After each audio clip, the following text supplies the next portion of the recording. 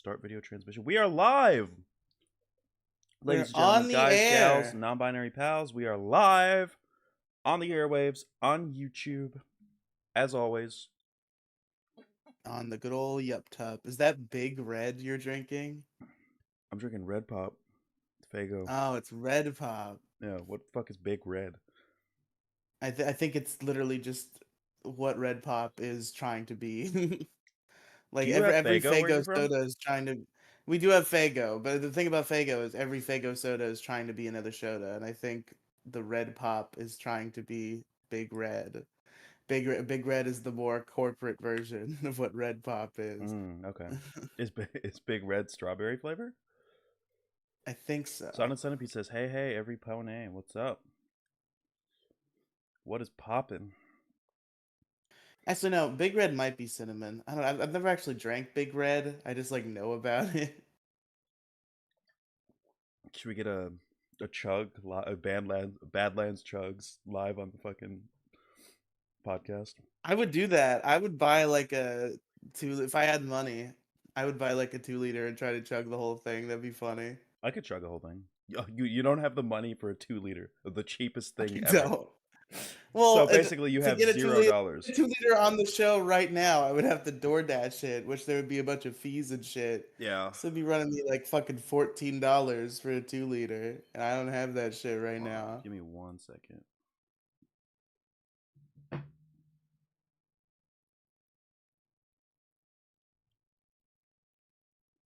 Because I've been lazy. I didn't edit the MoCast, so I don't have that $20 for myself.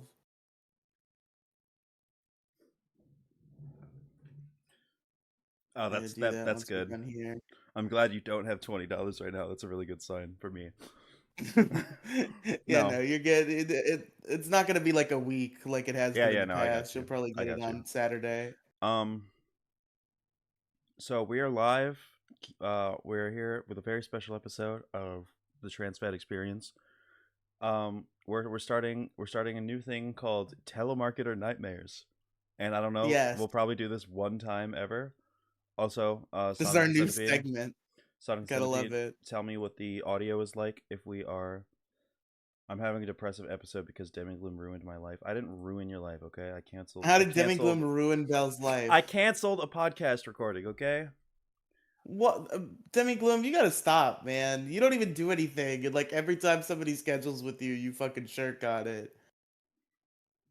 Listen, it'll happen, okay? We'll talk about this later. It all happened. It all happened. Yep. That's the most like ominous way you could describe a thing that has occurred vaguely. Is like it all happened, It bro. all happened. It Bro. all happened. It all happened. Val, tell us what the audio is like. Please tell us how the mixing is. I made it louder. I made us both louder because we were. Y'all sound fine. Cool. We were really quiet the last time, and probably the last 13 times. So it's a really quiet show. I'm probably gonna. As long as they're both equal, that's the most important thing. Yeah, exactly. That was funny. I had that epiphany years in when somebody was like, "Hold on, if you can't get the audio to match by having them both loud, you can make one quieter to Yeah, match." And I it's know, like, right? whoa, Crazy. what? That's insane. So you wanted to tell me before we started the show about this Billy Mitchell lawsuit? Yeah, so there's this YouTuber named Carl Jobst. It's I feel like the narrative kind of shifted on this, which was interesting to me because I knew what everybody else didn't know, and I only knew about this in passing. So Billy Mitchell sued this YouTuber named Carl Jobst. I don't know if you've seen any of his stuff. He's like a video essayist. He's one of the people And that exposed Billy Mitchell for cheating, which he did do, right? which he did do. Yeah. But Billy Mitchell sued him for defamation because he also claimed that Billy Mitchell was the cause of another guy named Apollo Legend's suicide because of some events that transpired. And Carl Jobs said that in like a video or something. And then Billy Mitchell sued him for defamation. And he's been fighting it for a long time. And the thing is, I always knew it was about Apollo Legend. This was where the narrative flipped once Billy Mitchell won, because Billy Mitchell won. And everybody was like, "Oh, I thought it was just about the cheating. I didn't realize it was about Apollo Legend." I've heard him talk about it one time, and I knew it was about Apollo Legend. Like, like, just open your ears a little bit, and you would know exactly what it's about. Like everybody was like, Carl Jobs misled his audience and was being dishonest, and it's like, no. Hmm. He went on one podcast for 5 minutes, and that's the only time I've ever heard him talk about it. And he said that it was about Apollo Legends. He was not shy about it. Billy Mitchell said it was about Apollo Legend. You mean? Yeah, that was what the suit was for. Mm-hmm. And everybody says that Carl Jobst has been like framing it as it's about the cheating and not about Apollo Legend. Okay. But in my experience, that's not the case. It's just like everybody heel turned on Carl Jobst because he lost. Oh, okay. So this has nothing to do with the cheating, the lawsuit, then. No, I guess not. Well, because I think the cheating has something to do with the circumstances which allegedly might have led to Apollo Legend suicide, Okay. or which didn't legally now has decided lead to Apollo Legend Hmm. suicide, but what was originally alleged. But Billy Mitchell did cheat, so like this isn't Billy Mitchell like, did cheat, yeah, yes. he obviously And cheated. that's another thing. Is like this narrative is being spun that it is about the cheating the other way, and people are like, Billy Mitchell, he's the real legend. It would be funny if he cheated on his wife, and Billy Mitchell thought everyone was accusing him of cheating on his wife. He's like, I didn't cheat, and they're like, oh, you mean Pac-Man? Yeah, I cheated on that. That was years ago. I don't know. That wasn't funny at all. Bro, what is this little fucking this stray cat in my backyard is just like fucking going off today. I hear that. It sounds like a human, like moaning. It It's like does kind. He has a wow, weird meow out there. wow. There's a little character that pops up in my backyard. I'm not allowed to feed him or interact with him much because my mother does not want a third cat around to Mm-hmm. pay to feed. But he hangs out in my backyard all the time, so I just watch him. And he's like a little cat. He's like the same size as my current cats, who are about a year old. But he is the spitting image of my old outside cat, Steve, who we assume is dead. We haven't seen him in a long time. And he's just like perfect copy of Steve, but he's little. So I call him Little Steve. And I see him out there sometimes, and he runs around, and he's a funny little guy. But recently he's just started meowing a lot out Hmm. there. He's probably really hungry. Yeah, I know, but I can't feed him because then he'll come in and my mother will be Just upset with me. don't let him in. Just feed him. Just sneak him some food, man. But then That's fucked they up. Letting never him come starve. back. They keep coming back. Uh, That's the problem. yeah. Somebody should feed him though. That's what I did to. I'm sure dude. There are people who feed all the cats around here all the time. I'm sure he's Mm-hmm. getting some action somewhere. Yeah. Well, now I'm all fucking sad about this cat. God damn it. What are you looking at? Andrew texted me, so I just Oh, texted him back real quick. cool. Do you want to get into the topic since nobody watches this show? Sure. Cool. Um, why are we talking about telemarketing today? Why is that today's topic? Because I started telling a telemarketing story, and you were like, "Save it for the show. Save it for the show. That's what we'll do." I was giving the opportunity to let our new audience know that you were a telemarketer, or that you are a That's true. That telemarketer. is new information. Yeah, Yeah. Riley's a telemarketer. That's what he does for a living. And being a Yeah. Well, telemarketer, it varies a little bit. well, you There's got a lot of different kinds of teleservices, is what we call it. There's a mm, lot of different breeds. Some of it is marketing. Some of it is not. Thing right now is inbound marketing, which is, it's a like different thing. like how they're not It's called not prisoners, they're misleading at called all. persons in our care. Yeah, Yeah, yeah, yeah. yeah. We But don't. this is at least like people are calling in to us to potentially buy the thing. So Okay. it's like it's not as bad as like just when somebody calls your phone randomly and they're like, "Would you like to buy this stupid bullshit?" Yeah. I have done that before, but that's That's not what what you I'm did doing for a long now. time, right?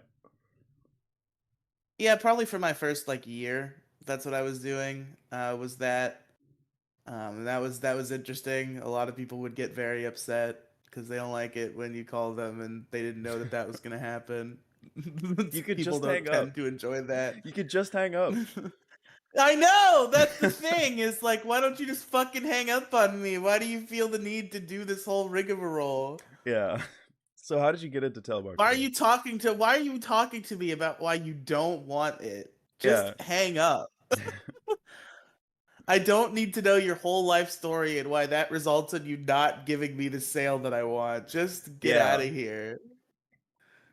So how'd you get into telemarketing? I was literally just like freak luck. Like a slight misunderstanding. I knew.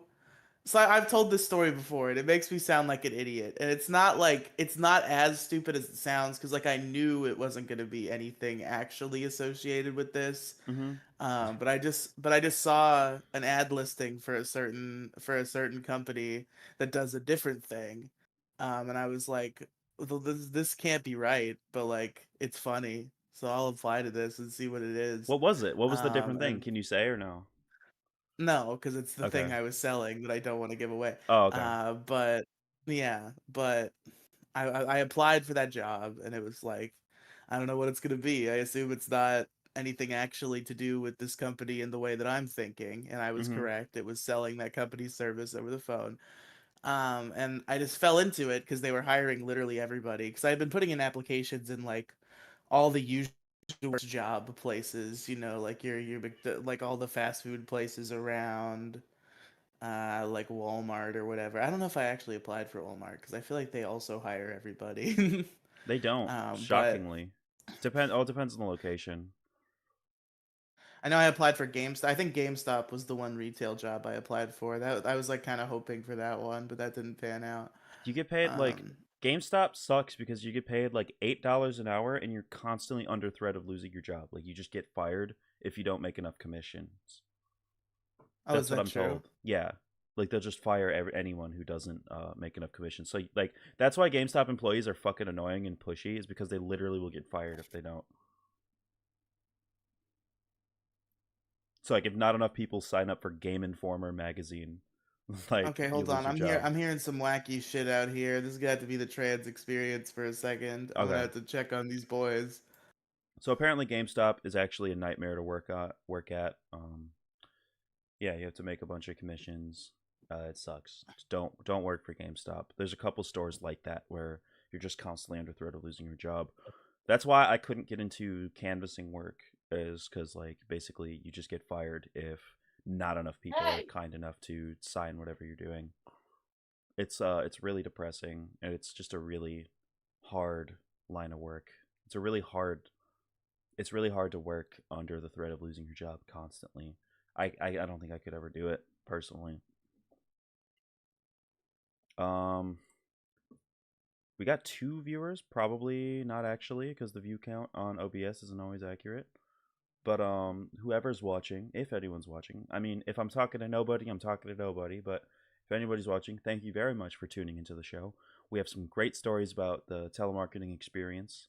Um, And who knows, maybe I'll become a telemarketer because I'm looking for jobs right now, and there might be something like that in my area.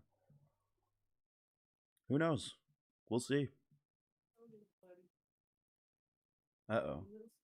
Do Riley let the cat inside?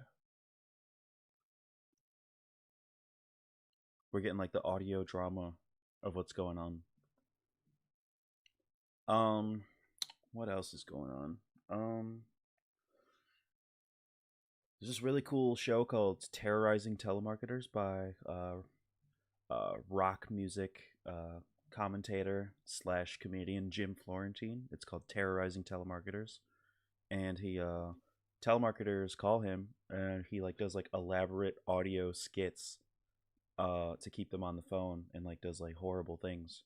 Like one time this really funny skit where like a telemarketer was calling him about like advertising in a newspaper and he played like a whole bunch of sound effects and like did this really realistic reenactment essentially from the telemarketer's perspective. he's marketing to a man. He's trying to sell newspaper ads to a man, and a guy comes in, uh, rips him out of his car, beats the shit out of him, and then picks up his phone and pretends to be interested in buying newspaper ads. And it was really fucking funny. So shout out to Jim Florentine for making Riley's line of work much harder than it needs to be. Really funny stuff. Um, I'm a bit of a prankster gangster myself. I've participated in one or two unethical prank calls. Um, Prank phone calls are kind of my origin story. That's really how I got into like YouTube and like just the internet in general. Honestly, prank call videos and like it was like Angry Grandpa and Ownage pranks was like the first shit that I watched on YouTube when I was like fucking 6 or 7 years old. Like that's what I watched. It was really really fun stuff. And yeah, I don't know, interesting demiglim lore maybe. If I was like a good prank caller, I would make prank call videos, but I don't really have the talent or creativity to pull that off. What happened? Did you let that cat inside? That's what it sounded like happened. No, wait, was I unmuted that whole time? Yeah. That's funny. No, fucking Whitey got out, and they were like aggroing at each other. Oh. I think Were they doing like the I don't circle know. thing? No, they were just like staring each other down, and I heard like a ring, and I was like, Oh. "What the fuck?" I'm thinking like him and Vito are like pawing through the door because I don't know how they keep fucking getting out. Hmm. And yeah, so Is your now backyard now the fenced boys are in? locked inside. It is, but there's a wide enough gap that the cats can just squeeze right through. Yeah. I don't know why I assumed your yard was fenced in. I just pictured these cats like sitting on the fence post. Is that what they're doing? Oh, here comes the void.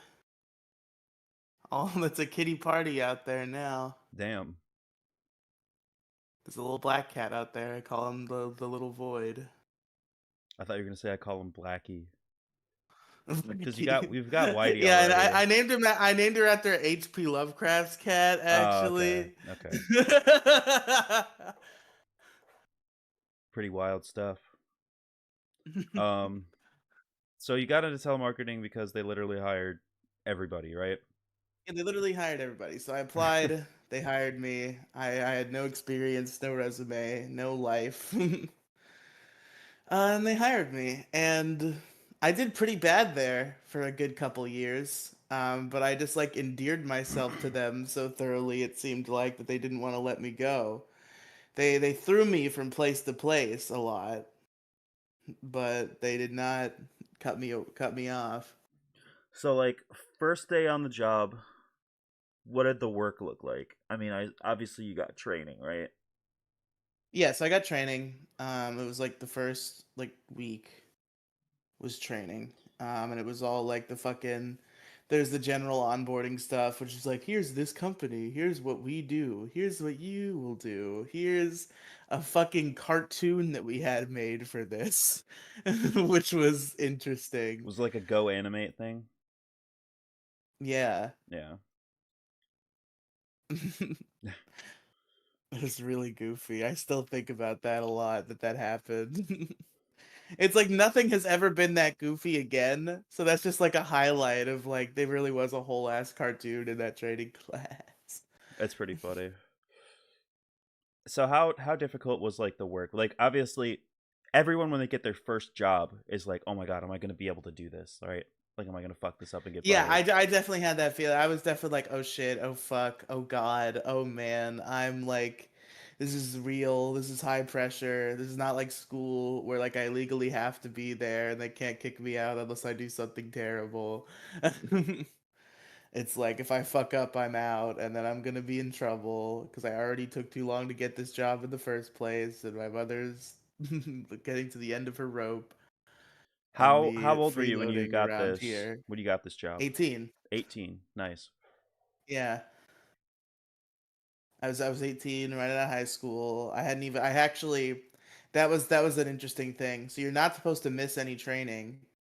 And then it was COVID. It was 2020. This was Mm-hmm. COVID year. So it was July, but my graduation hadn't happened. And then they announced that my graduation was happening in the middle of my training week. Oh. So I had to go to the trainer and be like, "Hey, like, I'm sorry, this kind of just came up out of nowhere, but I had to go like graduate Mm. on Wednesday." Um, There are people that miss their and graduation, you know. but I didn't want to. Like my Yeah. grandma wanted to see me walk or whatever. Like I didn't wanna miss it. So they let me just pick up in the next training class on the same day, and just go from there, which was nice of them. I'm thankful for that. And then I was a real working boy Mm. And selling people bullshit. what was the like actual work like? Tell me like what it looks like when you clock in, like just walk me through the workday.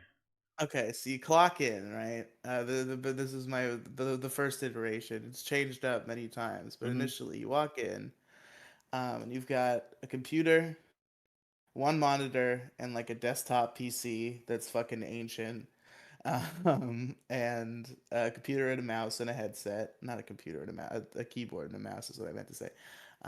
And you log into the system. There's always like some sort of arbitrary system you log into in order to take the phone calls.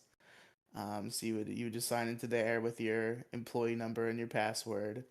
And then from there it like feeds you leads. Oh, and I didn't mention a very important thing that was on the desk in my first version of the job. A real ass fucking like dial telephone, Wow. because it for a time, I think this might have been reversed at some point, but for a time there was a regulation in place where cell phones could not be called by auto dialers. Like you could do auto dialers for house phones, but for cell phones they had to be manually dialed. And that was like Huh. a regulation that existed. So we had like real phones at our desks, but Like literally we didn't like like put spin and let go phones? not spin, but it was Okay. buttons, but it Okay. was a receiver. You could pick it up, but we didn't pick it up because it was actually connected to the computer. So you would just dial it, and then the call would come in on the computer, and you dial, and it rings, And you and have like then a headset sometimes, with a microphone? yeah, you have a headset with a microphone, Cool. and you call, and it rings, and sometimes somebody picks up, and you try to sell them something. Sometimes, most of the time, actually, in an outbound job, nobody picks up, and you're just listening to answering machines a lot. So that was a lot of your day on outbound sales, was just like answering machine, answering Do you machine. leave voicemails or do you And then just ignore them? no voicemail. So we did the Mhm. moment it went to the answering machine, we would just hang up and go to the next one. And it like depending on the day, like some days were better for pickup, some days weren't. The you were tracked based on your contacts, which was how many calls you had that you actually had an opportunity to sell. And I think I would usually get like on a good day like 25 to 30 contacts, on a bad day like single digits of contacts. So contacts literally just means you talked to a person. You actually talk to them, yes. Yeah. So it's not your so like the company is like doesn't see it as your fault though for how many contacts you got, right? No, but what they do see it as is however many contacts you get, you have to get a certain amount of sale percentage. That's called attainment. That's like Mhm. your main stat that you're always held to, is attainment. Where they're like, okay, this is the sales goal. The goal for this program is you have to sell like 30% of the people that you talk to. That's an So then insane it's amount of so people. then it's actually the program I'm working right now, you're supposed to sell like 45 to 50% of who you talk to. But like That's insane. people are calling in to buy usually, so it's a little Okay. easier, but not as easier as you would think, because some people don't call in to buy, even though they should know it's a line that you call in to buy. They Mm. just call in for information and refuse to buy the thing over the phone. Sometimes even when they say they're going to buy the thing for sure, they just refuse to buy it from me, which is cool. That's awesome. Yeah, but So so yeah, still, like you're and calling people, you're bothering. Like let's be real, you're bothering people in their day to day lives, and you're expected. It's the expectation that 30% of the people that you're bothering I are think gonna it was buy less this than that. bullshit. Okay, It was I believe it was 20% actually, because I remember, I don't remember what the actual percentage was, but I remember like they would say like you got to get a sale every 5 contacts. That's like that puts you at goal. So it and was 20 20%. Do you get fired if you don't sell? If you don't sell consistently for like a long time, but like they give you a lot of leeway. Okay. Like it's like the warning system is like this weird complex system where anything you do that's like bad, like if you miss time or if you like are fucking up on your production stats, you get a warning. And if you get 4 warnings for the same thing, you get terminated. But the warnings fall off after 3 months. Theta May asks, "What did So you sell?" Um, I I can't say because mm-hmm. that will help people figure out where I work. Yeah, understandable. I mean, it's bad enough that you're saying your line of work. Yeah, I mean, like, whatever. I just don't want people to know the exact fucking place. But Yeah, like, yeah, I work at a call center, and it's a fun time. So yeah, the first iteration of the job, we had the whole ass fucking phone that we had to dial, and we'd sit there and we'd dial, we'd call, and we'd get like every fucking 10th call, maybe we'd get an actual person, and we'd try to sell them. And the kicker was, so there's a sales strategy you have to follow. There's a script, and a very important part of that sales strategy is the rebuttal, where mm, if a person says no, there's like a specially crafted way you're supposed to be like, but actually you should get it though, because of this and this. And I was infamously like scared shitless of doing that and almost never did it for years. whoa, and almost got fired over it several times, but got out by the skin of my teeth every time. Jesus. So you would Because I just be just like like, I'm really good at the initial pitch. Like a lot of people would buy for me because I'm very nice, I'm very straightforward, and a lot of people would hear my initial pitch and they'd be like, "Yeah, I'll buy from you. You sound like a nice guy who's not going to be super aggressive throughout this sales process, and I do kind of want the thing, so sure." And I would do pretty well a lot of weeks just based on that. But what you're supposed to do with the people who say no is be like, but actually, and do a thing. And mm-hmm, people would say no really aggressively. So I would be scared to go to that part and I would just let them off the hook at that point. interesting. And like, and it kind of, a balance was struck because like I would do good for long enough that like it didn't make sense to persecute me over it. And then I'd have like bad weeks, and that would give them the opportunity to pull me into the office and really fucking shake me down about the rebuttals.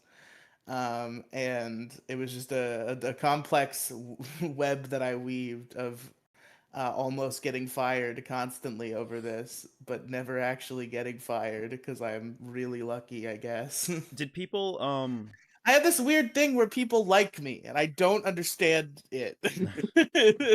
did were there people listening to your calls constantly? Yeah, not like constant. Like, there's not enough manpower for that, Yeah. obviously. But like, there were like a bunch of supervisors on the floor, and they would constantly be monitoring. And they had their like team of people, and they would flip from person to person and just kind of like try to keep track of what was going on. So people would hear me and hear me not rebuttal, and they'd be like, "You got a rebuttal," and I'd be like, "Okay, boss." And then like I'd rebuttal for the next couple of calls meekly, and then just stop doing it Mm. again. That doesn't sound that scary to me. Like I'm not really scared of people on the phone. But Yeah, like, that's the thing is like I shouldn't be because I never have to talk to them again and they can't even like see me, like it doesn't matter. But like yeah, they don't I know just that you're like fat. So, it makes me go like, ugh, when I get yelled at. So I don't want that to happen. mm. No, that's fair. A lot of people do have that reaction. Me, I'm so used to like prank calling people. Yeah, Theta May you're a said you're prank very caller. easy to Prank calls talk to, freak Riley. me out. You get prank called? Thank you, Theta. No, no, not. I'm saying doing a prank call Mm. or like hearing somebody else do a prank call literally freaks me out Like when you hear because someone I'm like, like, "You this fucking isn't bitch, I'm supposed to gonna be kill you," happening. like that scares you. Like it makes me like nervous. I'm like, you shouldn't be doing this. They don't actually have beans at the McDonald's. This is a lie you're telling. People, you know how many times I've had the cops called on me for prank calls, or people have, I should say, people have threatened to call the police or said they've called the police. Yeah. It's I used to be a I used to be evil because my dad would just encourage it. My dad thought it was the funniest shit ever. He would show me all these prank call videos and be like, "You should try this," and I'm like, "Okay." And we would you just like the prank call, the prank call apps that just like send a recording to the phone. Yeah. So like it would be like just like some like it would just be like a thick Indian guy being like, "I got food poisoning from your hot dog," and like I would just call the same like gas station like 80 times with the same recording, and they would fall for it again and again and again, and they'd be like, "I'm calling the fucking There's a police." telemarketing equivalent to that we were talking that Mm-hmm. inspired this topic. We were talking about this. So let me tell you folks about a fun little thing that exists out there in the Get world in, called a privacy manager. get into You the. can Tell me about like. Can you tell the story of like the first time you encountered it? Can you introduce Yes, it that way? okay. S- So I'd always like I had been working there for like probably a couple weeks at this point. I'd always seen so whenever you do a call, you do what's called dispositioning the script and you like set the outcome of the call, like what happened, was it an answering machine, was it a sale, whatever, and you code it out and you go on to the next call. Have you ever lied about And that? there were some times where like people would like fudge their dispositions. Like you can't lie and say you got a sale. Like that doesn't Yeah. work. But sometimes there were like clever ways you could like make an excuse to not get a contact from somebody who didn't buy. Mm, Like like make it not count because it's like that was a hang up, except it's really only supposed to count as a hang up if they hang up immediately. mm. But if you sometimes people would talk to them a little bit and they would immediately say no, and they would code that as a hang up, so it Okay. wasn't a contact.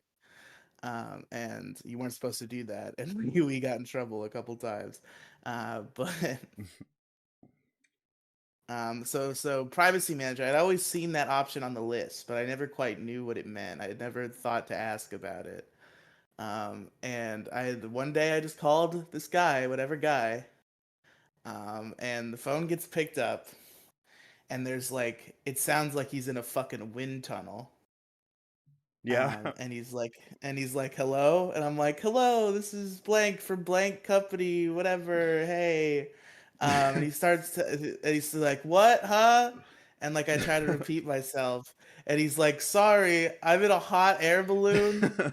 I'm flying over the Grand Canyon. I'm gonna propose to my wife up here. And Wait, I'm you don't like, and propose to I'm your like, wife. You propose to your girlfriend and make her your wife. or propose to her girlfriend, whatever. He's gonna propose to his girlfriend Mm-hmm. up in the hot air balloon. And I'm like, congratulations. And like I immediately clock that I'm being fucked with. Yeah. But I don't know how. I'm thinking like this guy has turned a fan on and is now weaving me Yeah. a complex narrative to fuck with me. Um, and I'm just like going through the motions of this call and like trying to talk to the guy. And like they're really clever with it. They make the responses so that it will like trick telemarketers into like thinking that they're actually talking to them for some amount of time. Um, in fact, usually how you figure it out, if it's not like a common one and somebody else tells you, is that it will loop. And Oh. then you're like, oh, okay. So after Um, like 10 minutes, it'll just like start over. yeah. So some amount of minutes it just loops Did this because one there's loop? no more of it.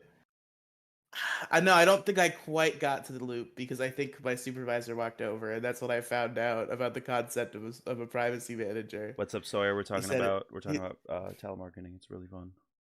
he Sorry, said just hang joined. up on that, hang up on that guy, and I hung up on the guy. It's like that's a privacy manager. It's not real. So you were talking. You had a whole conversation with a guy at a hot air balloon that just wasn't real. It's not real at So all. why is it called a privacy manager? Because I think a privacy manager might be like a multi-purpose thing you can get. Like might have more functions than just that.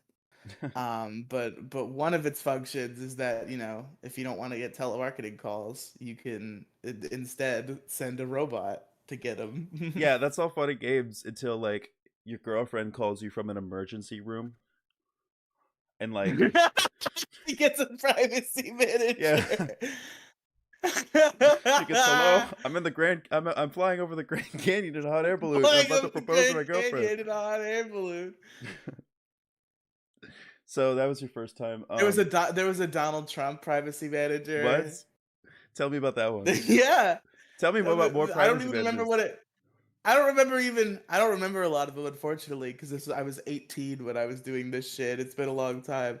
But there was one with Trump. I don't even really remember what he says because we usually hung up on that one pretty quickly because we knew, Yeah. obviously, because it was fucking Donald Trump and What was the it just lead didn't like? say Donald Trump on it. What did he like? You don't remember anything that he I said? think we did call. I think there were celebrity leads. I don't know if anybody ever got them, but I remember we would see leads that had celebrity names, and like the information would match up to like the place where that celebrity lived. It's like, oh my god. I think one of them had an answering machine that like said, "I'm this guy." We're like, oh my god. I am Alec Baldwin. I shot that woman. Please leave a message after the beep. I'm trying to remember which celebrity it was. I think it was Stephen King. Stephen King. I think Stephen King's answering machine said that he was the famous author Stephen King. Like I'm the famous author Stephen King. Like literally. I don't remember exactly. I don't think I even got it. I think somebody else got it. But Mm-hmm. like, I think it's just like, hey, I'm Stephen King, the author. Leave me a voicemail or whatever. That's really funny. But yeah, fuck. Oh yeah. So there was the Donald Trump one. I'm trying to remember more. So There are a I'm lot of them ignoring where your it's just chats like, because you're being annoying. oh, is Sawyer being It's annoying? just like Classic Sawyer Tell move. Riley to shave, tell Riley to get a different job, just stuff like that. Yeah, yeah, I know. Fucking classic Redux. Yeah, Yeah, there was some goofy stuff. There were a lot. I think there were a lot where it's just like an old person who can't hear you. Like that was the classic one. yeah. But there were a couple different versions of that. Were there any like windy ones? Where like I can't hear you. It's windy outside. Yeah. There were a lot of like I can't remember the exact circumstances, but there were a lot of like I'm sorry, I can't hear you because I the blank is happening right now, and there's like Yeah, a noise in the background. yeah. That's hilarious. um. So you said like you worried when you got some privacy managers. Like you were like, okay, I know I'm being fucked with. Did people fuck with you on the phone ever? Oh yeah, the Like, constantly people what would are fuck with some me. other funny? That were they ever funny? Actually Oh, funny there's a good or one. There was like these like two dudes who like were almost sexually harassing me, and okay? like, and, and like they were talking about how, they were talking about like Trump. No, they weren't talking about Trump in particular, but they asked me who I voted for, and I told them I couldn't tell them that because that was a rule. You couldn't talk about politics on the Mm-hmm. phone, obviously. So I was like, I can't tell you that. And they're like, oh, that's all right. We didn't, if you couldn't tell. No, they asked me if I voted for Biden. If I fucked up the joke. They asked me if I voted for Biden, and I Mm-hmm. said I can't tell you that. And they said, "We get it, man. If you couldn't tell, we didn't." Oh, there's like, yeah, we're And really they're just cool like guys. If fucking you with couldn't tell, they're we don't yeah, vote they're for fucking with Biden. me. Yeah, they're fucking with me. They're being goofy. They're trying to be like funny fucking jocks. They're like making jokes about fucking me. Oh, That's pretty good. That was a good call. that's just sexual harassment. There's one call where I didn't get this call, a friend did. This is more shocking than funny, but it's definitely shocking funny. She talked to this one guy who just like so there was something called a consolidation lead where like they already had memberships for the service in another capacity, and you would just call them for the new iteration, and you would like consolidate it into the same account, and they would get. I think they might get a discount or whatever. I don't remember.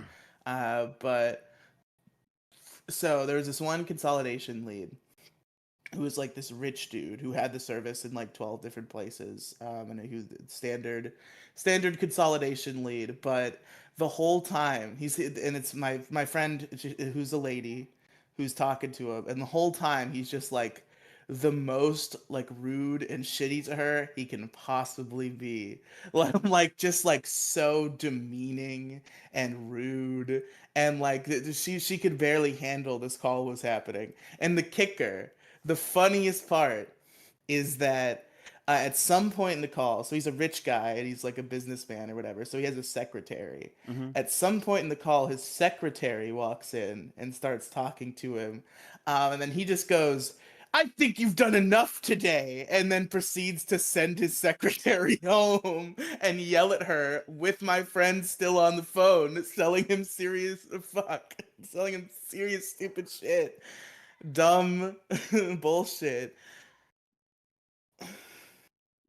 That's awful. And he's yelling at fucking people over there. That's That's the worst when they like do shit with other people. Like they don't even care that you're on the phone with them and they just yeah. like go and talk to somebody else and you get like confused. You don't know if they're talking to you. You ever get somebody who's like, "Yeah, I'm jerking off, bro. What's wrong?" Like just What's crazy shit like wrong, that. bro? Yeah. Like, what's the meanest you've ever gotten?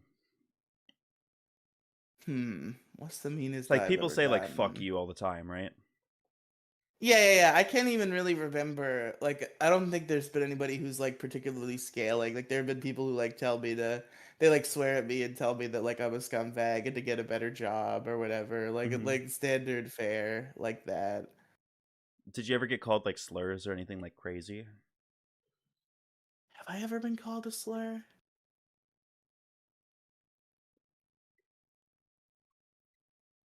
Um, no. Oh, there was this one guy who so I can say this because there's a lot of companies that do this, so it's not narrowing anything down.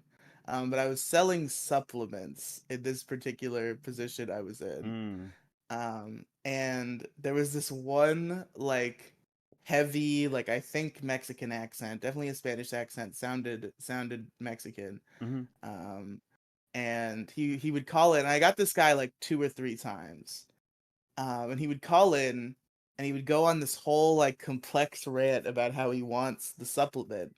And like it would start as like normal reasons that he wanted the supplement that were appropriate to talk about over the phone. Yeah. And then he would go into how it helps him like pleasure his wife Okay.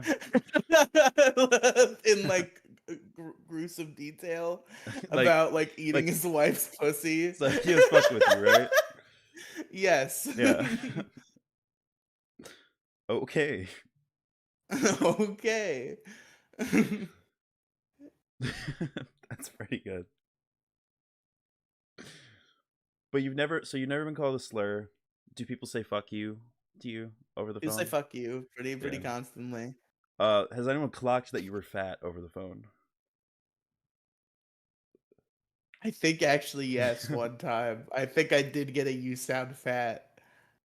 I don't think you have like a fat voice necessarily. I do. Well, I have a maybe I don't have a fat voice, but I do have a fat. I breathe a lot Um, that you can hear. so what did the person say? How did they clock it? They were just like, "You sound fat." I don't even remember. Like they all kind of blend together, but I think I remember like somebody saying that I sounded fat as part of their deluge of insults.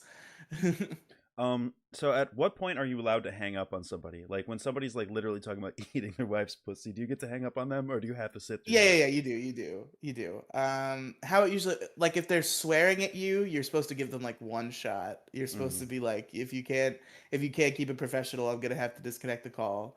And sometimes, depending on the circumstance, they'll stop, and sometimes they'll keep going, and then at that point, you can hang up. Do you ever choose And not to what, hang what up it, because it's funny? oh yeah, like technically on the program I'm supposed to work now, I'm told I'm supposed to give them that warning if they swear in any context. But a lot of them just swear when tell it like you're supposed to ask them why they want the service because like it's supposed to like guide you as to which package to offer them. Will it be like, "It's And they're fucking like, awesome," like something like that? Yeah, well, it's a service that again, vagaries that I have to try to craft here. Mm-hmm. Like it's this that provides a certain important utility, and you're supposed to ask them why they want it, so you can see like the severity of their situation, and which package would be best for them under that circumstance. Um, and a lot of people will just like, because a lot of people just casually swear when they like talk and tell stories, Yeah. like if they're from Massachusetts or New York. So So, oh, really? sometimes people will, So, wait. yeah. You take note of that. So when you call someone from Massachusetts or New York, they're like way more likely to swear. Yes. That's awesome. Well, I know that about Massachusetts because I grew up in a family of Massachusettsians, Mm-hmm. and it's a very Massachusettsians. common thing that they swear a lot. Mm-hmm. Except for my grandma, she was a clean Catholic lady, but everybody else, Massachusetts in my life, does a lot of swearing. Hmm. Um, but yeah, those are the two that I see a lot of. Like people will just be telling stories. They'll say a lot of times they'll apologize for it. I'll just be like, it's okay, buddy, keep going, it's fine. Like Yeah. it's fun, it's a good time. There was one time so this lady tells me this story, and I wish I didn't have to use the vagaries here, but just trust me on this. If the story she's telling makes her out to be the most like brain dead will ever to exist. Okay. And she's telling me this, but it's such an entertaining story. Like she's telling it so well. In my mind, I'm like, this person should have a podcast because they have Yeah. like nothing actually to say, but they can say things in such an engaging way. That is the talent. I was almost like, hey, look up the issue crew. We got to get you on there. Why don't you just contact her outside of work with the same number? Because that's illegal. That's Oh, crimes. yeah. Yeah, probably. Yeah. So you can't tell me at all what the story was? No, because it's Oh. very specific to the service that I offer. So you're just like, trust me, bro. This lady told me a really funny story. Really fun. But no, I'm just trying to extenuate the point Mm-hmm. that it was that. It's the point of the story is like how good she was at telling the story, but like the story itself, just the stupidest shit. Yeah. Like so many mistakes were made. Um, what's like what's like the ideal how does the ideal call go? Is it just somebody just like has anyone ever just been like, yeah, that sounds great, and like not even try to negotiate with you and just bought it instantly, like with Yeah, all no the time. all the That's my time? bread and butter. Is remember I didn't rebuttal for a long time, so that was the only way I would get sales. Mm-hmm. And it would happen. You just gotta like you gotta be frank, you gotta sell the benefits, and you gotta sound like you're not an asshole. And those are the factors. And it's still luck of the draw. A lot of people you're gonna talk to, there's 100% chance they're not buying from you, which why don't you just fucking hang up? But you Mm-hmm. know. And you just like you got to hit them with it. You got to try, but it's not gonna work, and you know it's not gonna work. And you get the people who are on the fence. I would rebuttal if I like sensed they were on the fence. That was my Mm-hmm. thing. Is like if they said no and like I knew it was a no with venom that I was never gonna reverse. I didn't have the stomach to do the rebuttal. But sometimes they'd be like, like that sounds good, but like I'm not sure. And at that point, I'd hit him with the rebuttal, and I would get some sales that way. Like this current program, I'm a lot better at the rebuttaling because you could be more casual about it. Like a lot of the programs is like you have a script, and depending on the program, you're like more or less required to follow the script. Like some programs, it's like you have to hit required elements, and other than that, you can kind of go off and do your own thing. And then there are some programs where like if you don't read it every word verbatim, you're getting in trouble. Yeah. So those are the ones who are the most soulless, and that's the one I did for the longest. Unfortunately, like I'm not doing that one anymore, thankfully. But I did that one on and off for probably several years straight. And it was so soulless and so awful. Yeah. Just being able to like use your own words sounds like it would make that job so Yeah, much this easier. program I can actually just be like, okay, they're telling me no. I'm like, here's this. Like I can just go to the things that I think will make them want it more, and pitch it in a way that makes sense. And I like imagine that's kind of easy. I That imagine flows. the human judgment there too would make it better. Like more you're more likely to get a sale, right? Yes. Yeah, there's actual like strategy behind it, which even the scripted like there was like different rebuttals for different circumstances, but either way you had to read it scripted. And either way, it always ended with the same fucking 6 sentence pitch about the price and how it works. Mm-hmm. Cuz it was like this amount of money per this amount of money in under these circumstances, again vagaries, but it was like, so there was like a whole like paragraph explanation as to how the price worked, and we would have to read that at the end of every rebuttal, even though we also read it at the end of the initial pitch, and it was the exact same. So people would Mm. all like almost always get pissed at us when we rebutted because we were repeating the same fucking paragraph of information we just told them. Yeah, that sounds awful. Yeah, I couldn't do that like script. I couldn't do it like super scripted. I would have to be able to use my own words. Like when I went canvassing for Progressive Victory, I only canvassed for one day. I'm not going to pretend I'm like a seasoned, experienced canvasser. When you tell people you went canvassing, they're like, they like, you know what I mean? They fucking stand up and clap and give you their seat on the airplane. Like they love canvassers. But like I literally canvassed for one day. I'm not gonna, commit stolen valor. Um, but like I would go off script all the time. I wasn't recorded or anything. I don't think they really cared, but I would go off script. And they actually encouraged me to do so. So it's not like a secret or anything. But I would go off script and just be like, listen, this is what I think. This is blah blah blah. And that was the most successful. When I was like following the script to a T, that's when it was like it just didn't feel like a human conversation. And that's what people want is a human conversation. Just a person to person, like, look, this is what I think you should get. This is what I think you should do, you know, and like have a serious discussion about it instead of just like feel like you're talking to a machine. Here's another interesting thing about call centers that I think is kind of fascinating. I feel like call center culture is almost like the dark path equivalent to the light path that is college. Mm. What's Like call it's center very culture?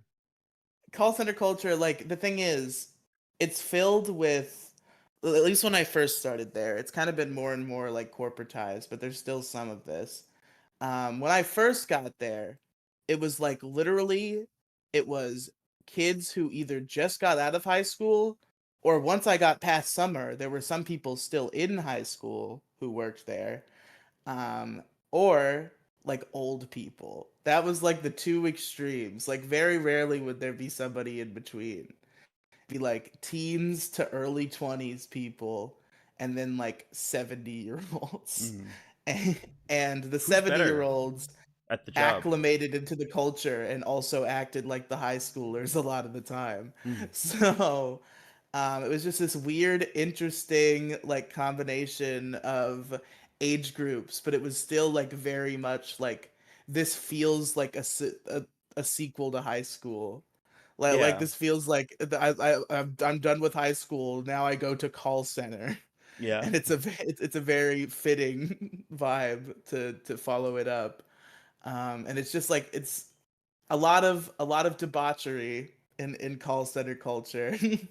Because we all hate our lives and hate our jobs. So there's a whole lot of trying to get away with drinking alcohol and or smoking weed during mm. shifts. I'm not gonna say I do that. I will tell one story about one time that I did it. This was when I was very young. It was a long time ago. I actually, fun fact, the first time I ever tried weed in my life was on lunch break at this job. Oh, you realize that like doesn't like one of your bosses like know about your podcasts? Yeah, this was years ago. Don't worry about it. I haven't done this in a long time, obviously, but So this like, was you like would you tell your boss right now like, yeah, a couple years ago I got high on the job? yeah. I mean, like, I wouldn't volunteer that information with that, but I feel like I could get out of that conversation relatively unscathed. Like, yeah, I was fucking 18. Serious X. Fuck.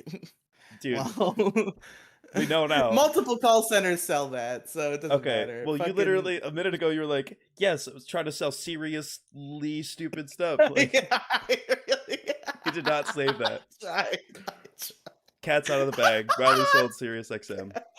yeah, I used to sell Sirius XM. Okay, Can you that's the tell? one clue you Can you get. t- can you tell us that story that that lady told you now, or is that from a different thing? That's from a different thing, Ah, unfortunately. damn. But that's the thing I do now, so I Yeah, really can't you do really that. can't. Yeah. Yeah. But yeah, so it was like, yeah, I was 18. The Sirius XM culture was a fucking frat house. Like, yeah, Mm-hmm. sorry. Sawyer says doxed. Docs, Yep. real dog. You just look up Sirius XM call center and you get Riley's address, full name.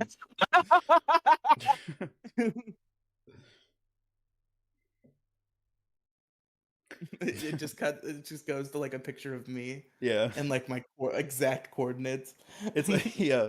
It's there's a GPS tracking device. There's actually live footage of your room. Your your ring camera. Oh God, It gives this you is your ring camera footage.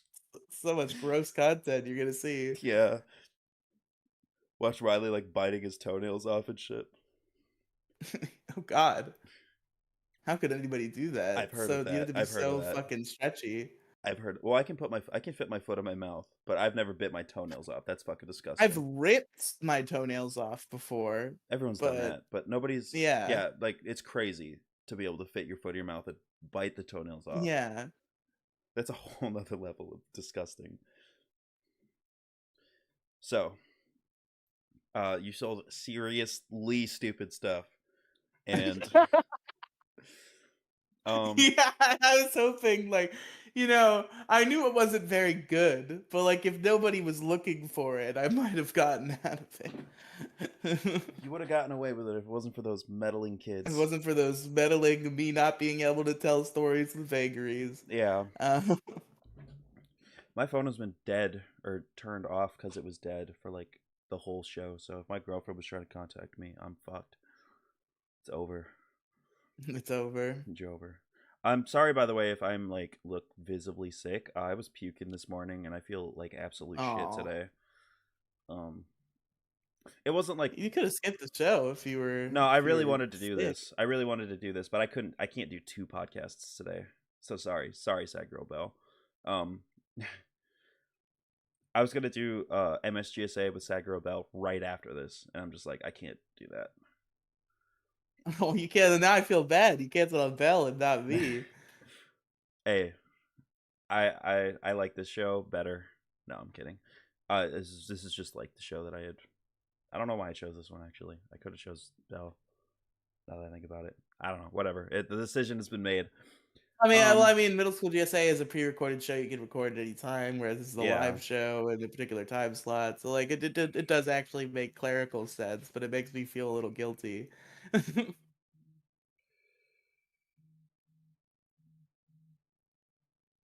Oh shit. Okay. Sorry. What? Don't worry about it. Okay. Just like I picked the worst time to have my phone off, basically. Um. Oh, Anyways, do we need to take a break? Does it need to be the fat no, no, experience no, for a no, no. second? It's all good. Okay. Um. So like, what is like? I guess I don't snitch on yourself any more than you need to. Obviously, just if you want to decline to comment, go ahead. But like, what's like some of the most like degenerate shit that's happened in the call center?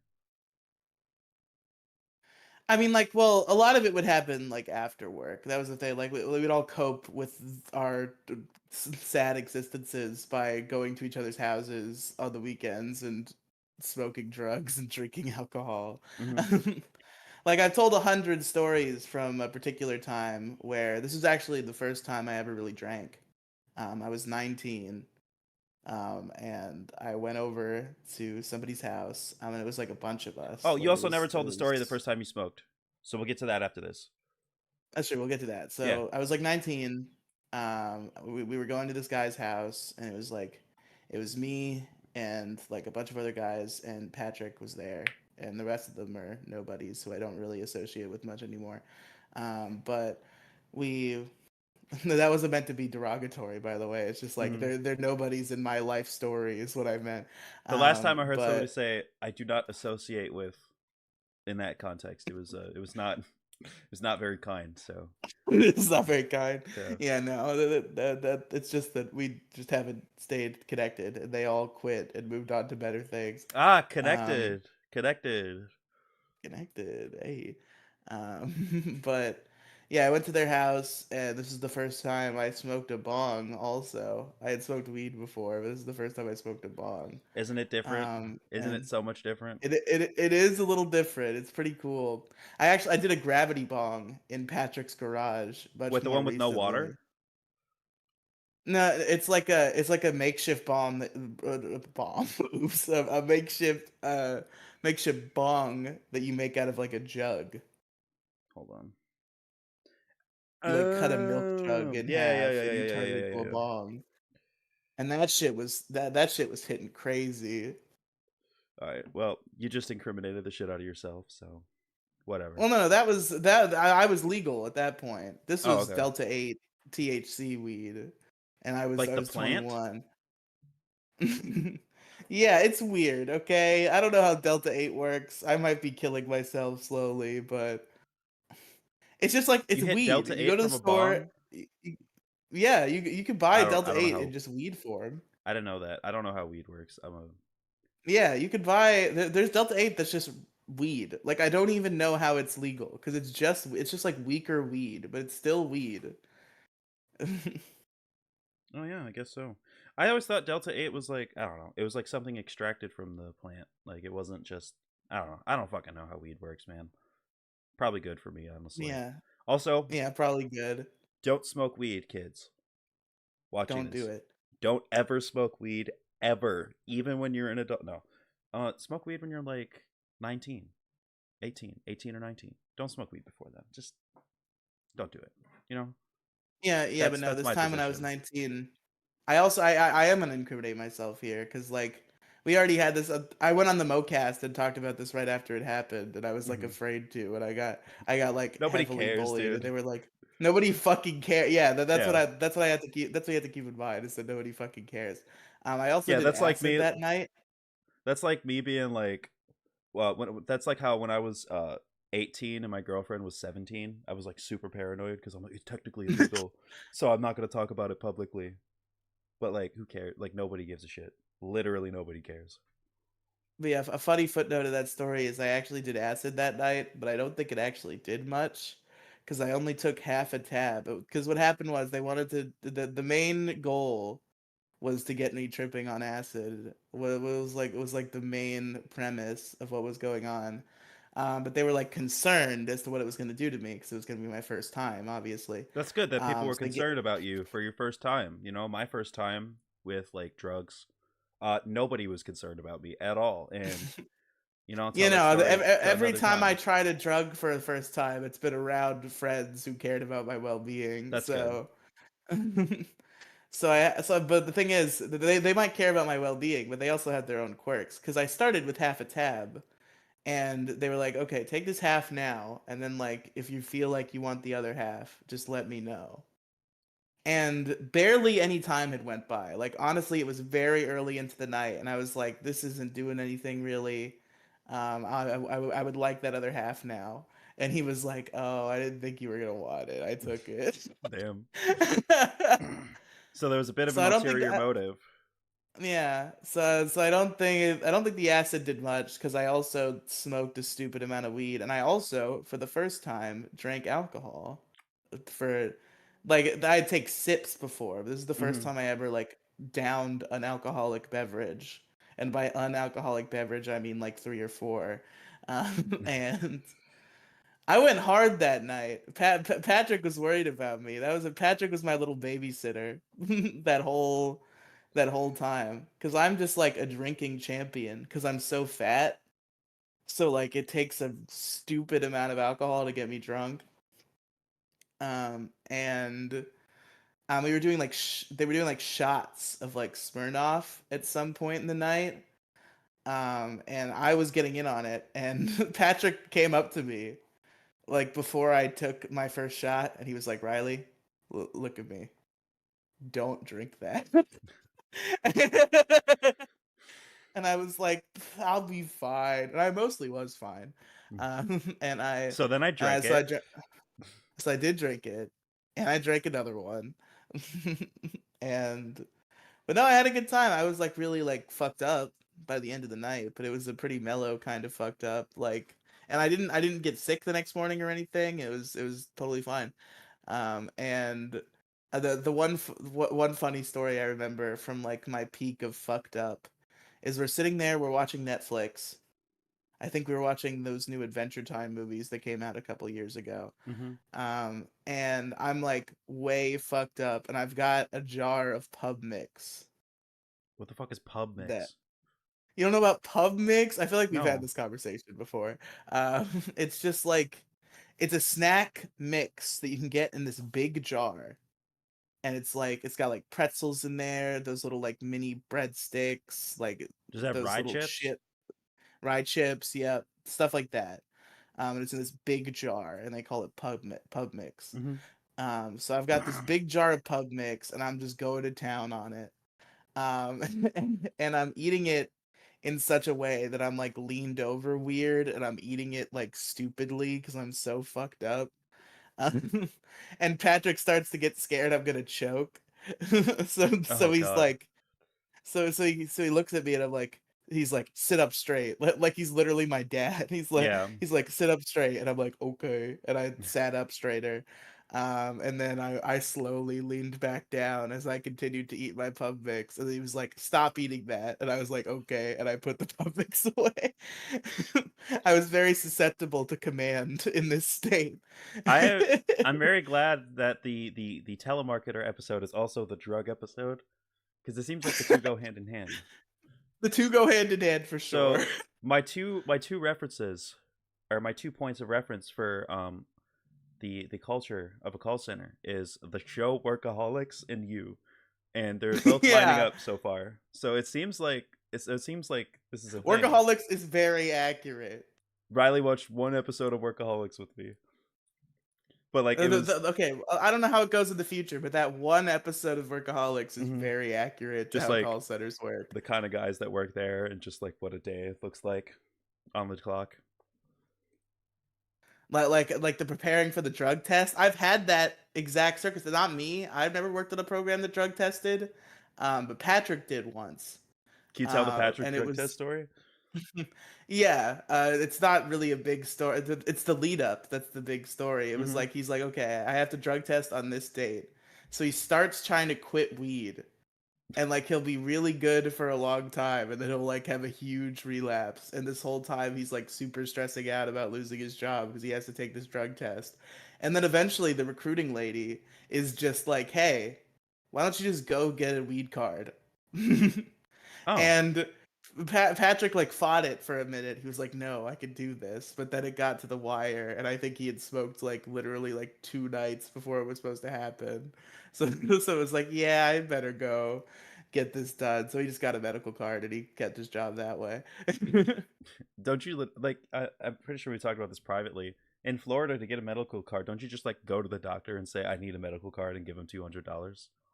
Yeah, like you can make. I think you have to make up like a fake bullshit reason, but they will literally take any fake bullshit reason, and then you just pay them money, and they Mm-hmm. will give you a weed card. So That's pretty real weed funny. is pretty accessible in Florida, despite the fact that it's recreationally illegal. I'm just too lazy and don't want to do it. You And just I gotta, could just go to the dude. In Madison, Wisconsin, you literally just go on the the Snap map on Snapchat. yeah. You literally just click the Snap map. You click on the Snap map, and it's videos of people selling weed like $15. Hit me up. Like that's it. Like that's how easy it is to get weed in Madison. Just go But on the the thing is, fucking Snap that's map. like I'm saying it's an easy way to. It's easy to get weed and not have it be crimes. Yeah. If you just go with the medical card. Hmm. Uh, but the also easy way to get weed without it having be crimes is just get THCA or Delta 8 or whatever, which is just weed, and I which don't is know what the just difference is. which just puts you in psychosis and makes you feel like shit the next day, and Yeah, like it's great. it's It's awful. awesome. I've never done drugs in my life. But if I did do Delta 8, it would have ruined my life. Okay? Just putting Well, it out maybe it there. did ruin my life, but that's okay. Look, if I did do Delta 8, it would have sent me to the ER and made me pay for a Oh, and made me pay for a ambulance ride that I don't even remember. So, wow, what a terrible hypothetical yeah, what a circumstance horrible that is, Demi hypothetical Gloom. circumstances, which I will uh talk about. Well, I'll write more. I'll write more about it. I'll come up with more ideas for this hypothetical scenario and talk about it on another episode. This is Demi Gloom's new short story she's working Yeah, on. my new short story about a trans woman who has the worst trip sitters ever that called the fucking ambulance on her because she's greening out. Yeah, it's bad. I'm greeting out, bro. You've never heard that term, have you? No, you were the first to make me familiar with the Have term you ever greeting out. have you ever greened out? Have you ever like felt like oh shit, like you were like unmanageably high? Oh yeah, I think I've told this story. I don't know if I've told it on air. I know I've told it to you. Hmm. But I think I actually did tell it on air recently. But quick version. One day, this was before that time I quit weed for like a month. Um, I was like, okay, I'm gonna quit weed. And I'm gonna have one last big night. So I went and I bought like a That's couple of never good. If you're joints. gonna quit something, if you need one big night or like one last thing, you're not ready to quit. That was my Well, thing when I quit beef. well, By the way, I eat beef I did again. quit for a long ass time though. To be fair, I Yeah, did do it. that's fair. Well, I think I actually did delay it for a couple days because I like had leftover stuff that I wanted to get rid of, and then I quit for like a month or two. And so I bought like a couple big joints and like a bag of gummies All Delta. and all Delta stuff. This is like at a regular store, and I was like, okay, I'm hanging out with Patrick tonight. Um, I got all this stuff here, and we're gonna have a great time. And then whatever's left over at the end of the night, I'm just gonna give it to him, and then that's gonna be it. Hmm. And so I start pre gaming, and because I don't understand how weed works, I eat like fucking 20 of the fuckers. How many milligrams do you think they are? I don't even remember. We've had this conversation before. I don't Hopefully remember. they're like one because They that weren't exists. one. I feel like they were at least 10.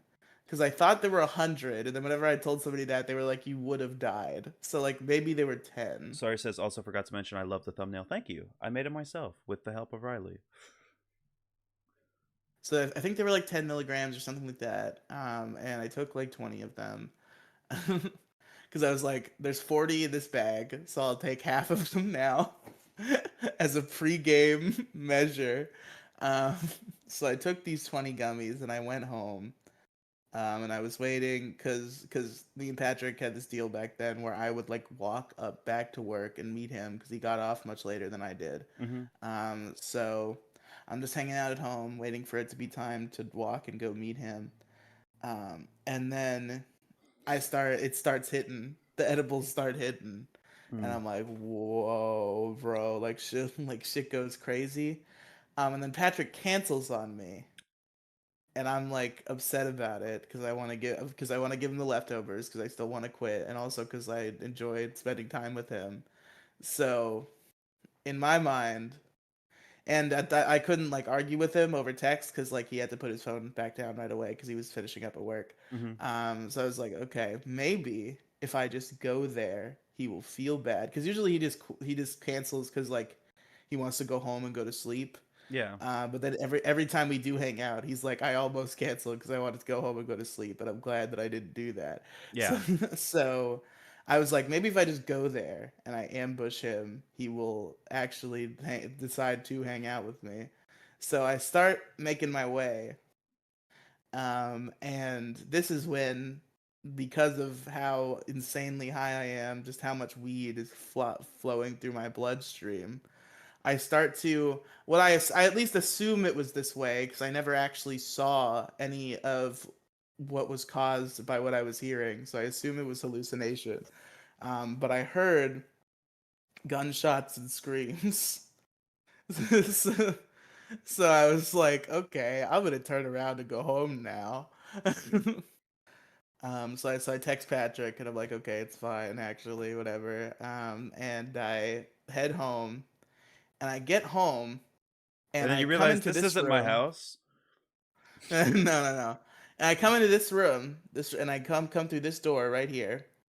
And the moment I get through the door and I close it, I just like move the door, and at that point, like I can't will myself to move, and I'm like, I'm so like all of my body weight is being held by this glass door, and I'm like terrified that I'm gonna crash through it. And I'm just like, oh god, oh jeez, oh man, I need to get off of this door before I break this fucking door. But thankfully, this was during the summer. So in the summer, because we don't have any central air and there's no air conditioner in my bedroom, but there's an air conditioner in this room, I just sleep on the floor in here. So, You literally couldn't get um, up and go to your room. well, no, because I was sleeping on the floor anyway. Oh, okay. That's what I'm saying. It's like Yeah, that was my primary sleeping spot at that time, regardless. So all I had to will myself to do was walk 3 steps and then lay down on the floor.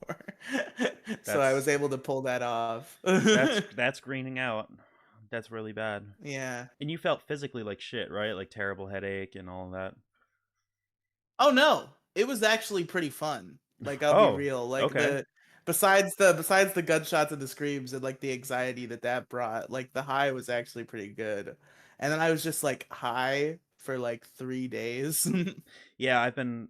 Yeah, I Like it just mean, didn't go away. hypothetically, if I did get high, I would have experienced that at some point. No, I've been high for It was like like almost 4 days straight. It was bad. I tried to go to work. I'm like, it's probably just because it's early in the morning and I'm tired. Like I'll drink some water, I'll fucking shake it off, and I'll get to work. And then it was just like so bad that I had to leave, and I think I had to call in the next day. Like I got kind of like it was sick, as in like I couldn't do anything, but like it didn't feel bad. Hmm. It's like, yeah, all right. I Interesting. can't like speak or move, so I'm gonna have to stay home. But like, this is okay. So, after all of that, can we talk about your first time getting high? Yes. Well, there's really not much to tell. That's actually kind of a like not that interesting story, but it was just Okay. like so there used to be an area. I believe they like cut it down. Like there were trees there and they cut the trees down, so now it's not there anymore. But there used to be this little like secret passage like in the like back parking lot of where I work. Hmm. We call it was the cat sanctuary because there used to be like a bunch of stray cats that would come there, and there was this guy who would feed them, and that's where you would do it. So it was the cat sanctuary, was this little secret tunnel, and we would hang out there on occasion, and that was where I tried weed for the first time. As we went into the cat sanctuary, Mm. and we all huddled up because it was this small little area. There's like 5 of us, so we're all like huddled close together. And I'm trying to remember. I think it was a vape. I'm trying to remember if it was a vape or if it was a flower. I think it was a vape. But we're passing it around. I can't believe you don't I smoke remember. it I for the. remember my first time like vividly, everything about it. I remember. I vividly remember like the circumstances, but I don't remember whether it was a pen I was holding or whether it was a joint I was holding. Is the one detail I can't parse. But I remember I hit it, and it like it hit my lungs, and I was like, ah, ah, like big coughing because it was my first time. And I slept through it. We had water prepared for me for that exact reason. So I had some water to chug down to minimize it. And I hit it a couple more times, and I didn't get like really high. My first time, it was just like kind of like it was pretty high. Like it was like I was still pretty aware, but like my usual like goofiness had kind of been amplified. And also everything around me was kind of yellow a little bit. Was an effect. Yeah. That happens to me when I get really high usually. Is like a yellow tint will be applied to Earth. Yeah, like the Mexico filter in Breaking Bad. Yes, exactly. I get teleported to Breaking Bad, Mexico when I get too high. Yeah, interesting. So you're saying that like working at a telemarketing place, or sorry, call center, working at a call center is like a sure way to be offered drugs. 100%. 100%. And 100%. like I assume you've heard tales of other call centers, right? Well, it depends on how corporate the call center is, because like I said, like mine kind of slowly corporatized, and now like that still exists in some like little sects, but like it's mostly quashed. There's some kids there keeping it alive, but Yeah, there's some kids there keeping it alive, but it's a lot of like varying older folks now who we all have to dress fancy and fucking all the supervisors have to dress fancy and the fucking there's like less people around in general, so it gets less hectic. do you do you have to wear like a button up every day to work? Not a button up, but it has to be like a collared shirt at least. I have to Hmm. wear like a polo at Oh, least. okay, that's not bad. Yeah, that's not bad. I have to wear a polo, and I can't wear the shorts of any kind. Shorts are strictly Of forbidden, which course. sucks when you're in Florida. Yeah. Like they make nice shorts. We live in Florida. Fucking get off my back. But yeah, we can't wear shorts of any kind. And we can only wear like khakis or jeans, Oh, you can wear or like the jeans in a two. polo? Yeah, That's not fancy, jeans and dude. a polo. That's It's cas yeah, it's not that's not fancy. even business But casual. That's just casual. most people go above and beyond. I've noticed. Like we've reached a Mhm. point where it's kind of like a very sanitized corporate environment, and there's a lot of employees who have decided to like dress themselves in such a way that fits in that. Yeah. And there's me who just like doesn't own a lot of clothes, so I come in with my polo and my jeans, uh, which maybe that's part of why I got demoted because I wasn't looking fancy enough. It's Hmm. very important, fucking very important for your IT guy to look fucking fancy.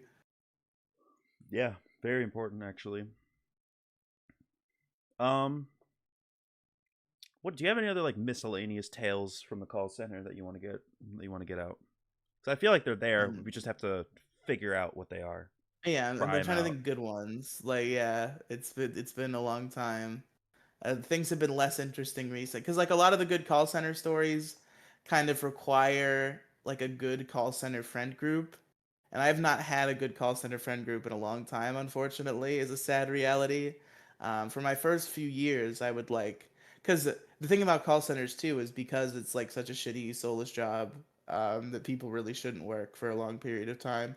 I know I've been there for 5 years. I'm not practicing what I preach, but it really is a revolving door. Like the whole cast changes fucking constantly. Like there's almost nobody there from when I first got there. Mhm. Like I think Patrick might be the one guy who like I knew back then who's still around now.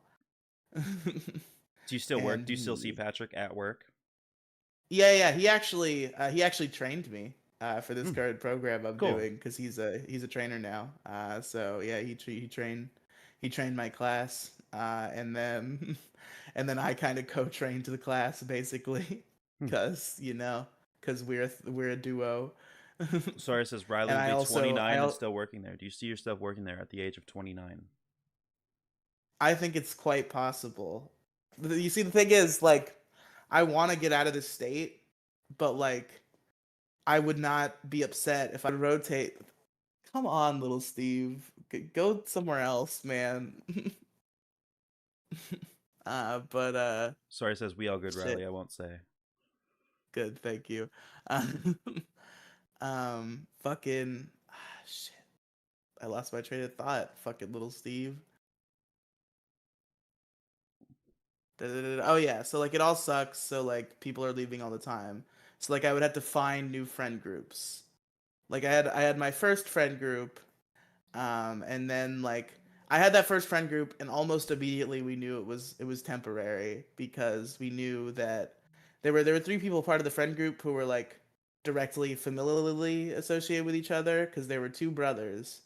and then one of the brothers had a girlfriend, and they were all in our circle, and we knew that they were moving to Colorado at some point.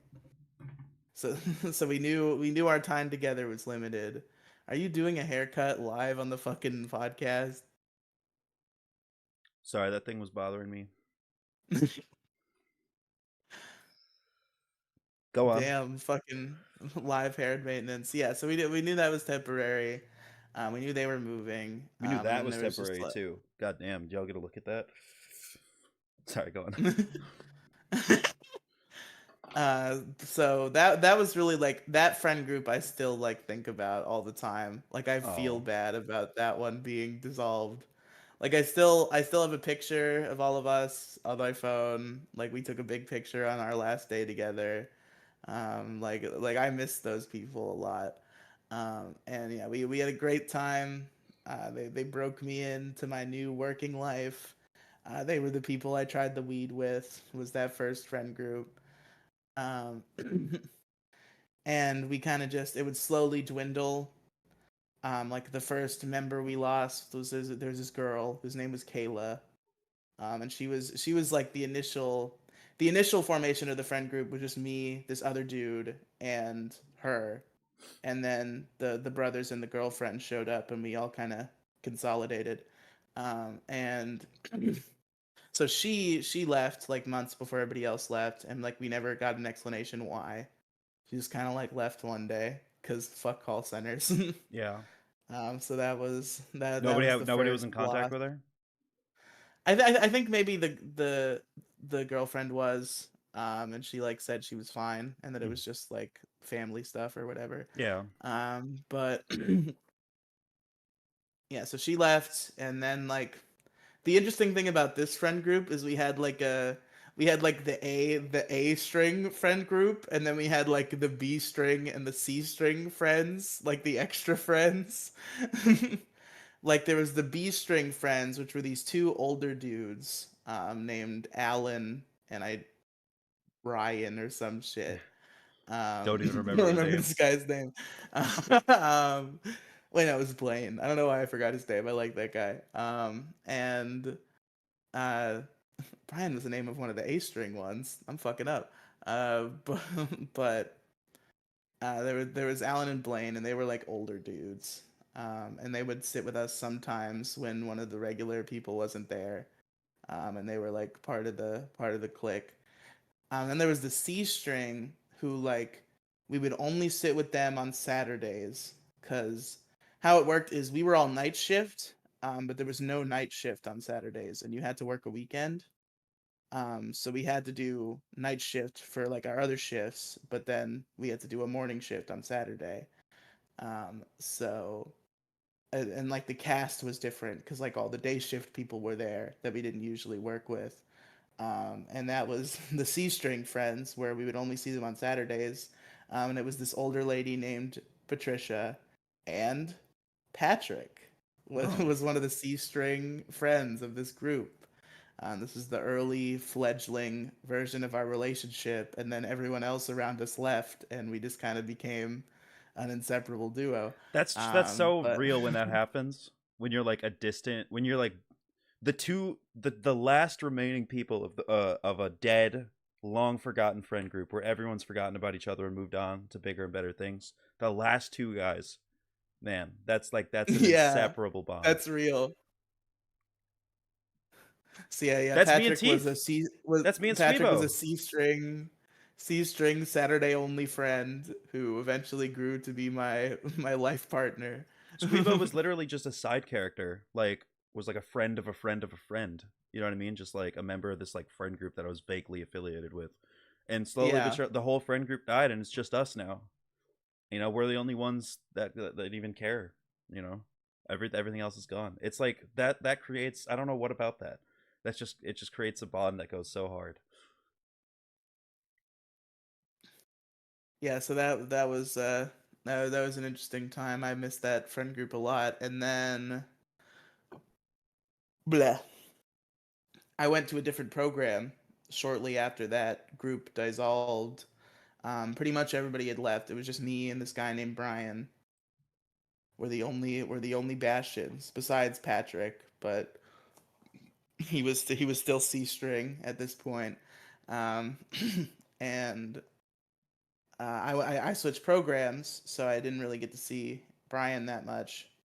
And I had to form my new friend group, and the pickings were slim on that particular program because that program was mostly elderly people.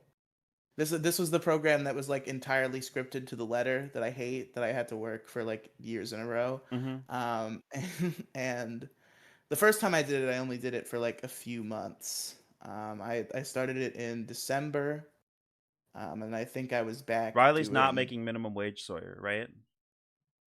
not no, but close enough that it still sucks. But Yeah. I would ask how much you're making, but that is kind of private, and also would narrow down where you work. yeah, it's true. But fucking shit, what was I just saying? Oh yeah, so the pickings were slim because it was all like old people. I made like a couple friends.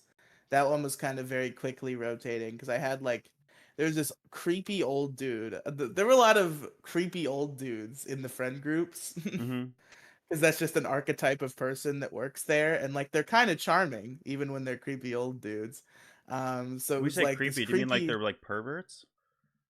No, like not outwardly, but like people kind of felt that vibe from them. And Okay. like they just like would talk to the women a lot. Yeah. But yeah, it was like this like creepy old dude, and then there was this like young girl who like I've seen people do this. This is not unique. I don't know if it's a is it a stimming thing? I don't know what it is. She had a binky, is what I'm getting at. She had a pacifier. A pacifier, yes. That's a drug addict thing.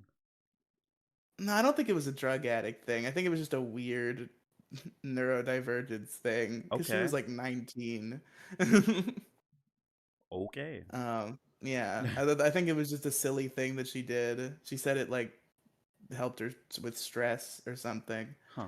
Um, She brought and that it to was just work. me. Yeah, and it was just me and the creepy old dude and the girl with the binky for a while. That was the next friend group. And then they both left at some point. And then I would make like a couple little friends here and there in that program, and they would all leave immediately because all the young people who worked that program left immediately because it was soulless and terrible. And then when I finally went back to the first job, I went back there. There was a there I formed a second friend group very quickly. I kind of imposed myself on a friend group that already existed, and they took me in with open arms. And that was fun for a while. There was this one dude who went by L.A. Is I he think from LA? it's no, but I think his name was like something with an L and then something with an A, Mm. and he went by L.A. And the thing about L.A. was that he looked and acted exactly like an 18-year-old boy would. Like I definitely thought this guy was 18 years old. Mm-hmm. This guy was in his 30s. Seriously? Yes, he looked like a teen. He acted like a teen. He was in his 30s and had like two kids. That's amazing. Yeah, it Did he was have a wife? crazy. Like, I've had did he have a stable I've relationship? no, he had an ex-wife. Oh, of course. Shocking. Yeah. But yeah, that was an interesting character. There are a couple people like that. I remember there was a girl who like I thought was cute, who I thought was like my age, and she was like 29 or something. Awesome. Sometimes people just don't look their age, and it's like wild sometimes. Like you're how old? What? Yeah. Yeah, I met a woman at the mental hospital who I thought was like my age, and I would like became friends with her, and I was like, "Oh yeah, how old are you, by the way? You're like 20?" And she was like, "No, I'm actually 36." And I'm like, "Okay, Wow. crazy." But and then there was somebody who I believe is actually a trans woman now. because I followed them on like Twitter or whatever, and I Mm-hmm. think it's she her. It has a trans flag, but she I've actually talked about her before. She's actually been on a podcast before. Actually, she was on an episode of Pokemon Variety Hour, Oh wow. and she sold me uh, Pokemon Platinum and Pokemon Soul Silver in case for like way lower than anybody should be selling those things. So shout out to her. She just had like a bunch of DS games in her trunk that she was trying to offload. Oh, interesting. So I think she sold them to me for like 40 each or something like that. Whoa. That's Uh, yeah. yeah, because they usually run for like 80. low triple digits, but triple Low digits. triple digits now? Yeah, I see them for like 100 That's in a lot of crazy. places. That's crazy Yeah. for a DS game. Wow. I mean, there was a time period where DS games were nothing. They were worth absolutely nothing. A very short time Well, even period, but like their actual standard market price was like all the shitty licensed ones were like $10 to $25, and then yeah. all the Nintendo ones were like 40. Hmm. And then they stopped making the DS, and the cards got rarer, so all the games that people actually wanted became stupid expensive. Hmm. Yeah, I'm Such lucky. as the prime offender of which is Pokemon, because Yeah, everybody wants every Pokemon game at all times, so those cartridges are very hard to come by. and Tomodachi Life for the 3DS, very expensive, $70. I mean, that's not as expensive as a Pokemon game. Very expensive for what it is. I mean, the game was like $20 on the eShop before it closed. Yeah, that's the one godsend was like, because the 3DS titles are like getting expensive now too, and the one Hmm. godsend for that for a long time was that you could buy them on the eShop for regular retail price, but now you can't do that anymore. Yeah, and now that the eShop isn't available, there's a higher demand for cartridges, and cartridges got Yeah, even more expensive than they were. It sucks. I remember like seeing like a YouTube video. It was like or a bunch of YouTube videos like when the 3DS like first died. Like, hey, buy these 3DS games while they're cheap. Do it. And I was foolish and I didn't. I didn't buy a bunch of 3DS games. Sucks. I lost all my DS games because I was one of those kids. I was not the only kid to do this. I believe I got the idea from somebody else. But I was one of those kids who would just take. I couldn't. I couldn't manage just like having a couple games in rotation for my DS. I had to have every game available to me at all times. So I would just carry a Ziploc bag full of all of my DS games Yep. around constantly. Did you And drop it at there the were sewer or multiple something? instances in which I lost my game bag. So That sucks. the many of my DS games of my childhood are now out in the ether somewhere because I lost my game bag. It's the One Piece. Is Riley's DS game back? Right, my DS game bag. That's what the One Piece is. I left my treasure all in one piece in one game bag. No, the real One Piece is my iPhone that was in a Ziploc bag, or not a Ziploc bag, like a waterproof bag that fell to the bottom of the river that I couldn't find. Sure. It's a perfectly good. Really, you're just gonna smoke weed on the podcast? Why not? Shame. Anyways, oh, sorry. It says I stole your Oh game yeah, bag. Didn't because you you've say like your? never done that before. I've never smoked weed on a podcast. No, not with my Okay, camera I on. believe you. Yeah, I think you should watch more Workaholics. It's pretty funny, but like it really mainly centers on like the three guys. They don't really like get too much into the other people that work there. There are a couple episodes Well, yeah, centered on them. usually the culture is kind of like within like a friend group. Like you'll Hmm. have your clique, and then occasionally your clique will be forced to interact with other cliques for various reasons. And like some other cliques you like, and you're pleasant with them. Some other cliques you don't like, and they become your enemies. Can you tell me about? Can you tell me about enemies in the call center? There's not much to tell. Again, there's this weird thing where people like me, so I don't make a lot of enemies. But there were some people who were just like assholes through and through who worked there, who like just were shitty and rude, Hmm. and like we would just like constantly complain about them. Like there was one day where you were able to see like who made we had leads and the leads would rotate. They did called more than once, right? Because that's how it Mm-hmm. works. You harass them. Yeah. So the leads would rotate, and if the lead had been called before, you could check the last person to call the lead. Mm-hmm. And there was this one kid who like he checked it and he saw that it was my friend Brian. And he was like talking mad shit. He was like, "Yeah, I'm not surprised." Like calling him irresponsible and like stupid shit like that. And we had to like talk Brian down from trying to fight him in the parking lot. Oh It my was god, really funny. that's pretty good. That was a fun one. I haven't gotten into a fight or like been around somebody who's gotten into a fight like that since like high So there's school. a story. I wasn't there for this, but it's a legend that's been passed down for generations at my workplace.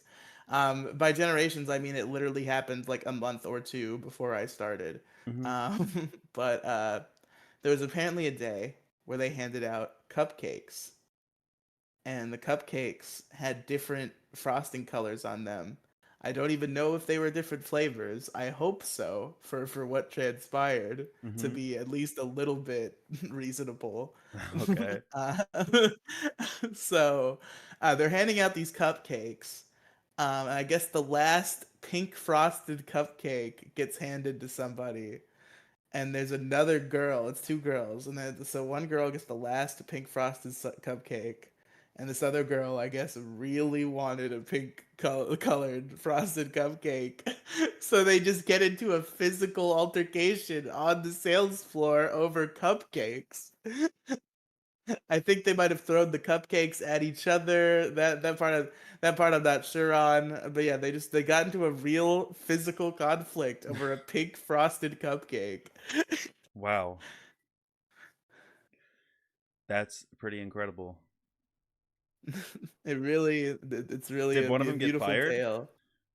One of them did get fired, Yeah, yes. that's And I think I awesome. knew the other assailant in the cupcake fight. Like I think Hmm. I knew her. Um, what's the most like epic firing that you've seen or heard of? Um, hmm. I don't know if there's really. I can't really think of an epic firing. I've heard stories about like Patrick having to fire somebody and like them resisting and it being like a whole situation. Like there was one chick who like I don't know. I feel like I don't want to be wrong about this because then I feel bad because I'm just calling a woman fat. Yeah. But I'm pretty sure she was pregnant. I'm Hmm. not sure about this. But she was just like she was like she's not doing the job. She was like being indignant and like swearing on the sales floor. She's bad. She's a bad employee. Yeah. And Patrick had to fire her. And she like threw a whole fit and like tried to claim that Patrick was like unfairly targeting her for some sort of reason. And obviously that was not true. She just was not doing her job and was doing bad things on the sales floor and needs to be removed because she Hmm. just like was terrible. I hope that kid turned out all right if she was pregnant, because she was crazy. Jesus. Yes, that was an interesting one. Because That's I just kind of remember her, sad. and I remember being like really annoyed by her presence because she just was like, yeah, she was like yelling and swearing on the sales floor and just being like terrible. Hmm. Interesting. And so yeah, it makes you feel bad because she was pregnant, but like you can't do that still. Yeah. Have you ever has there ever been a day where like the bosses weren't around and some crazy shit went down? Has that ever happened? Oh hell yeah, that's happened. Tell me Uh, about it. fuck. There was a time where, like Saturday nights, when I was working, there was a particular program that was like it was open until like 9 p.m., but the supervisors were only there until 5. And most people did not work to the night shift. Like I don't even think they required somebody being there for the night shift. Sometimes the night shift just didn't occur. Mm-hmm. Um, but Were you if you calling did people at pick up, night? no, this is a people were calling us program. Oh, I've done okay, a couple okay. programs where people are calling us. So yeah, so sometimes if you worked late enough, the supervisor would leave and you would be left to your own devices. And there was a whole lot of like we were still doing our jobs and we were still getting everything done, but there was a whole lot of like fucking around that we weren't supposed to be doing. Like Mm-hmm. we were definitely like watching Netflix when we shouldn't have been doing that. We were definitely like fucking around and being goofy and like standing on chairs and shit because we were alone. But we always kept it clean and we always were still doing our jobs. Cool. Uh, That's good at those least. are fun. That was a fun experience. Then there was the not fun experience of I worked alone in a corner for a long time. That was fun. That Were was an people interesting having time. fun in the other part of the room and you were just stuck by yourself? And the other side, not that. Well, it was varying. The circumstances changed throughout. So what happened was I got removed from a program because I was not performing because my performance was shit. Damn. And they were like, I got removed from that program, and then like that program like started to like struggle, so they needed people, so they took me back. And then when they took me back, they then went, okay, what we're gonna do with this program is we're gonna make it so everybody has to work from home. We're not gonna have a dedicated part of our building to this program anymore, and everybody's gonna work from home. And I don't have the proper space to work from home because it would have to be a wired connection. My router is all the way out there. So like best case scenarios, I would have to do it in my fucking kitchen, Yeah. and that's definitely not ideal.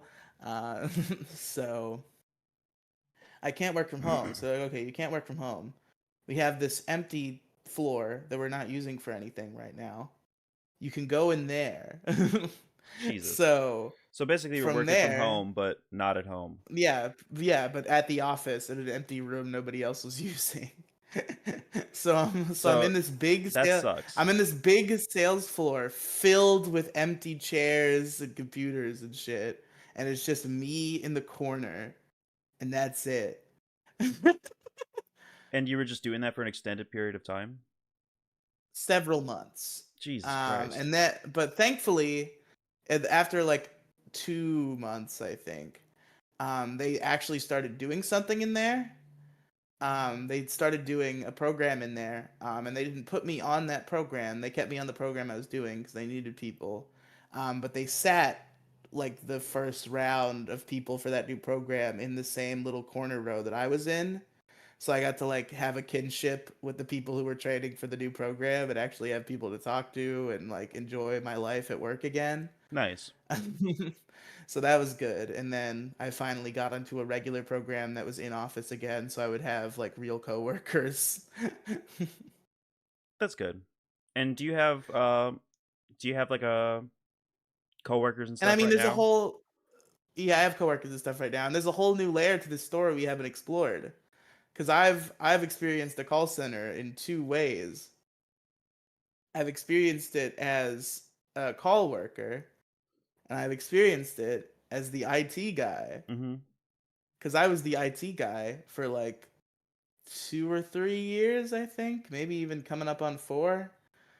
And like it was kind of like a weird half and half part time situation where, like, in theory, I was only supposed to be doing tech hours for like 20 hours out of my 35-hour week, and the rest of them were supposed to be spent doing my regular phone call stuff. But so often we had so much to get done that I just would not have time to take my phone calls, and I was basically just the full time IT guy. Mhm. Uh, so that was an interesting experience. Like the amount of shit that breaks constantly in this sort of facility, where they're like they have the cheapest ass computers that they bought fucking 7 years ago, and like they're like complete dog shit. and break down constantly. And like every 5 seconds, somebody's in my ear, like, this computer's doing this computer's doing this. And it's like, okay, fucking hard drive's dead. I gotta put a new hard drive in there. Fucking gotta put a new power supply in that one. We're fucking zombifying these shitty old computers. I think we're actually having to get new ones soon because Windows is gonna force Windows 11, and I don't Oh, think great. these computers can do Windows 11. Uh, so so we're gonna have to get new computers soon, which will be a fun experience for the new tech guy. That's the one thing that Yeah. makes me kind of glad that I got demoted, is that I don't have to deal with that shit, because that's gonna be a nightmare, I'm sure. Replacing every computer in the fucking facility is gonna be a whole thing. Uh, but yeah, it was kind of wild just to see how by a thread everything worked. And like you already knew that because your shit would fuck up all the time, but like you never realize, like you kind of have this thought of like, maybe it's just me because you're not paying attention to everybody else. It's like, whatever, maybe I'm just going to the gimped computers because I'm unlucky. But once you're the IT guy, no, no, no, it's every computer. Wow. It's all of them. Well, that's just lovely. Yeah, so it was just a lot of like the fucking stupid bullshit would start happening, and like sometimes it would just be something fucked up with like a software that we could fix remotely, and sometimes it would be like, hey, this shit is running like super. I remoted in to see if I could figure out what's going on, and like it's running like super slow. I think you might just need to replace that hard drive, Hmm. and and then you'd replace the hard drive, and like sometimes that would work, sometimes that wouldn't work. Sometimes you would try everything and it still wouldn't work, and at that point you just assume it's the motherboard's fault, and they don't. We're like too low tier to fix motherboards, and like they're usually not worth it to fix anyway. I'm told, like, the motherboard is the Yeah, the computer motherboard. essentially. Yeah, So my motherboard was fried on my laptop when I had the replacement fund. Um, and yeah, they were just like, just get a new computer. yeah, unfortunate. But yeah, so we wouldn't do motherboard replacements. We would just like toss those at that point. And it was like, it was always a fight to get more computers. That was the thing, is like the worst part about it was that it was this like two-layered bureaucracy where I was working on behalf of two different bosses who were constantly clashing. Mm. So that's a fucking tightrope you have to walk. Is like, I have my like actual boss, like the person in theory that I'm supposed to answer to, who is the IT boss, who's not even in the office. She's in a different office. And she keeps tabs with me through like Microsoft Teams or whatever, the fucking work chat. Have you like met her ever? Um, yeah, yeah. She visited once, and I met her.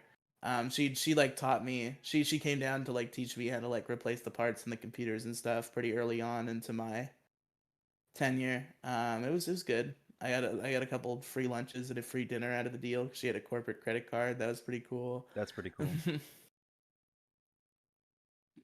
That actually happened recently. They gave me one last hurrah. Then sent one of the corporate tech guys, and we got some free lunch for a couple days. Oh, And then I got demoted like the next day. well, at least you didn't have to DoorDash. That's true. But yeah, it was a very interesting experience going on down there. Doing IT stuff. Kind of sad it's over, because it was just a much lower stress. Mm-hmm. Like the thing about the phone calls is like you never know when they're gonna come. Like every call you gotta like hit them, and like it's kind of high stakes because you have to get a certain amount. With IT, it's just like, okay, here's this thing related to computers that we need to be done in like the next 3 weeks. And it's like, okay, so I know how much I know how much labor I have to put into this. I know how to distribute my time properly. And like a lot of my time was kind of spent like semi dicking around, and by that I mean just like looking through tickets and like finding the like super obvious ones and being like, hey, here's the super obvious problem you're having. Mm-hmm. And them being like, oh, okay. and just like kind of dicking around and waiting for stuff in the office to happen, which it almost always would because all of our computers suck ass. Mm-hmm. So there would almost always be something for me to go fiddle with. So it was like I was always kind of busy, but like barely a lot of the time. Where it was like I have a goal to get done and I'm working at it. And I'm doing all these little basic things, but it's like very simple. I know how to replace a part. I know what I need to do, so it's just like, yeah, I'm sitting here with my little screwdriver in my laboratory and I'm doing what I need to do and I've got a podcast in my ear and it's a simple job. Mm-hmm. Cool. So I do miss that part, but Part there of are me some misses. times Part where of me misses my old job where too. it's stressful. Who The knows? I might worst end up. part and the beginning of the end, the thing that I think led the slow burn that eventually led to my demotion, was when they started this huge effort, this huge work from home effort. Because like with how it used to work is you would start at the job and you would have to stay in office for like a while, and then like if you were good you could work from home.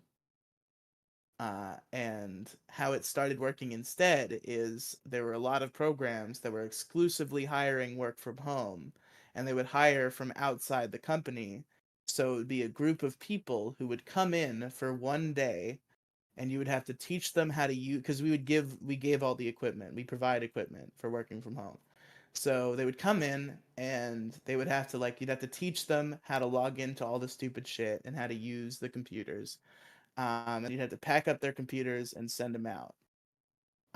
And again, this bureaucracy problem existed where they're trying to save money, so they're really fucking hard headed about sending us computers. So like we would get to the point where we'd have like one of those work from home things coming up, we wouldn't have enough computers. And the boss in the office would be like, "Hey, you got to tell the tech boss to get us more computers." And I would tell the tech boss to get us more computers, and the tech boss would be like, "Well, actually, this sales floor has this many computers when there's actually only this many people who are on it at any given time. So you should go ahead and take those computers from the sales floor and repurpose them for work from home." And my office boss was very attached to the idea of everybody having their own desk. Like she was very attached to assigned seats and people having their own desks, because I guess that helps with turnover. Like that's some corporate like value that exists is like if people have their own desk instead of having to sit in a different place every day, it somehow helps with turnover. So the boss in the office is like, I want everybody to have their own computer. And the boss in the tech is like, we're not sending you a bunch of fucking computers when you only have 80 people on this floor at any given time and there's 100 computers. Just take 20 from there. And then there's not assigned seats because people just have to go varyingly based on who's there that day. But it's saving money and it's what we're supposed to do. So it's this constant fucking war where I'm having to go in between, and one boss is telling me this, one boss is telling me that, one boss is taking what my other boss told me and telling me why it can't be done that way, and telling me to go back to my boss and tell her this information. And that part was a nightmare. Yeah, But I'd imagine. and then the big, so there was like, it started, there would be like a few of them, it would only be a couple people, and it would be like once a month, and then they like kicked it into overdrive, and they were like, okay, listen, next week there is going to be next I was given 1 week's notice. Next week there's going to be 40 people coming in throughout the week to get equipment, so you have to have ready 40 computers and get them set up 12 a day every day, because there was only like 12 spots in the room. So set up 12, and then the first class comes in, they take most of them, you replace them, wash, rinse, and repeat. And I had to have all the equipment ready for that, all the equipment set up for that, all of it properly imaged, which is a thing you do to Windows computers where you like set up Windows. And whenever we use the computer for a different purpose, like if we used it for in office and then it has to be work from home, we had to re-image it because there's like a different set of installs it has to go through. So I had to re-image and get equipment for fucking 40 stations in a week, and then set all of that equipment up to the. It wasn't 12, it was like 18, and set all that equipment up and like get the room ready and like clean up and make sure all the equipment is clean and make sure I have boxes ready to put all the equipment in. It was a whole fucking insane situation, and I did it, but it was a little sloppy because it was very short notice, very like stressful for everybody involved. I was not the only one stressed out. I had to stay like longer every fucking day to get it done. And I don't think I even got paid for that time, maybe because like I wasn't supposed to take it, and I think they might have like deleted it because they like yelled at me for taking it. Mm-hmm. I don't even remember. I probably did get paid for it. I don't want to like make accusations that I wasn't properly paid. Thinking about it, but like I don't know. It felt like maybe it wasn't properly calculated, but it wasn't that much. I'm not gonna cry over those 8 hours 2 years ago, but like it was crazy. I had to stay extra, and it got to the point where the day came and people were waiting because like I just didn't have time to get it all done. So like people would show up and they'd be waiting, and I'm like running around with my little cart, like as fast as I can, putting a station together, and like we did it. We got everybody home that needed to go home. Some of them had to wait for a couple hours. A few of them had something that didn't go into the box that was supposed to go into the box, and they had to come back. Only a couple. Okay. It was rough. Everybody was super stressed. It was last minute for everybody, and I did the impossible, but not perfectly. So that was kind of the birth of, you obviously can't do this on your own. We need to get you help. And then the help Ouroborosing me because they're not willing to give more hours. Mm. So first they hired a guy, and like he had just the same amount of non-education and experience in IT as I did. And we like split our hours, so I had to do a bunch more phone time, and like we were kind of bad. We kind of didn't do what we were supposed to do a little bit, because we had shit to fucking do, and they tried to make us work separately. And it's like, this is really fucking annoying to have to like pick up where the other guy left off. Like it's fucking annoying. It's a lot easier to just work together. And so that guy eventually left for family reasons. And then they put the job listing back out. And at this point, this work from home thing had slowed down. So I'm like, wait, I was like, I'm like, this whole time I'm so pissed I had to do all this phone work, and this guy quits, and I'm like, I loved that guy. That guy was great, but he quit, and I was like, thank the Lord, because I just didn't want to deal with all that fucking phone time. Mm-hmm. So he quits, and I'm like, okay, back to normal then. Great. And then I find out they put another job listing out. And I go to my boss and I like try to like the like this is the most gumption I've ever had. Is that I went to my boss and I'm like, listen, I don't like, I needed help then, and you got me help, and it helped, and we got through the brunt of what we need to do. Now that we're slower, I'm fine. I do not need somebody else. That guy left. I'm gonna be okay. But she would not hear of it. She had convinced herself in her mind that I need a second person. And they found a second person with a degree in IT. So when it came Ah. down to it, and they were looking to minimize hours, it came time to murder the guy who had no experience or education, for the guy they just hired who has real education. It's unfortunate. Yeah, it is unfortunate, but it's business.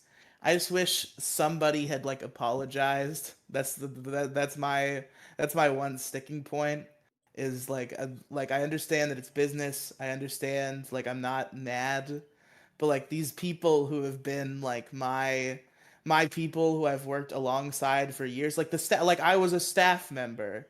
I went to all the like staff gatherings.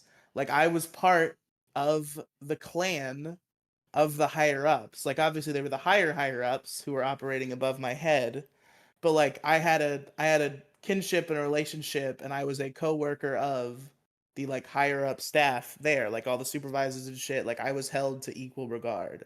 Mm-hmm.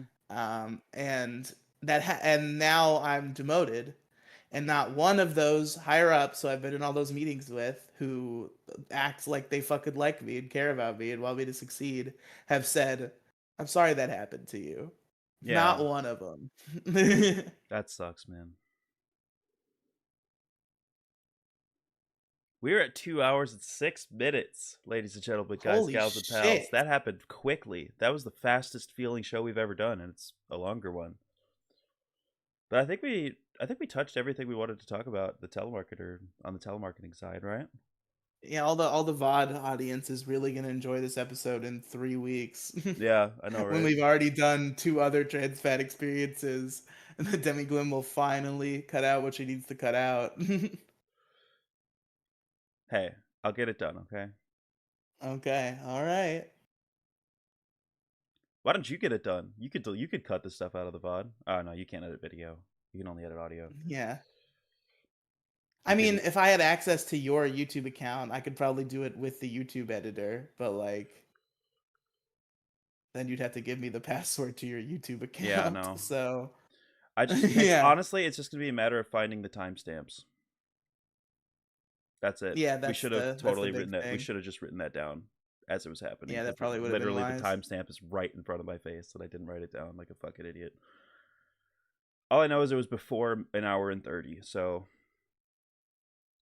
I know very vaguely what like quarter of the video it's in. So or Yeah. what like 3 quarters.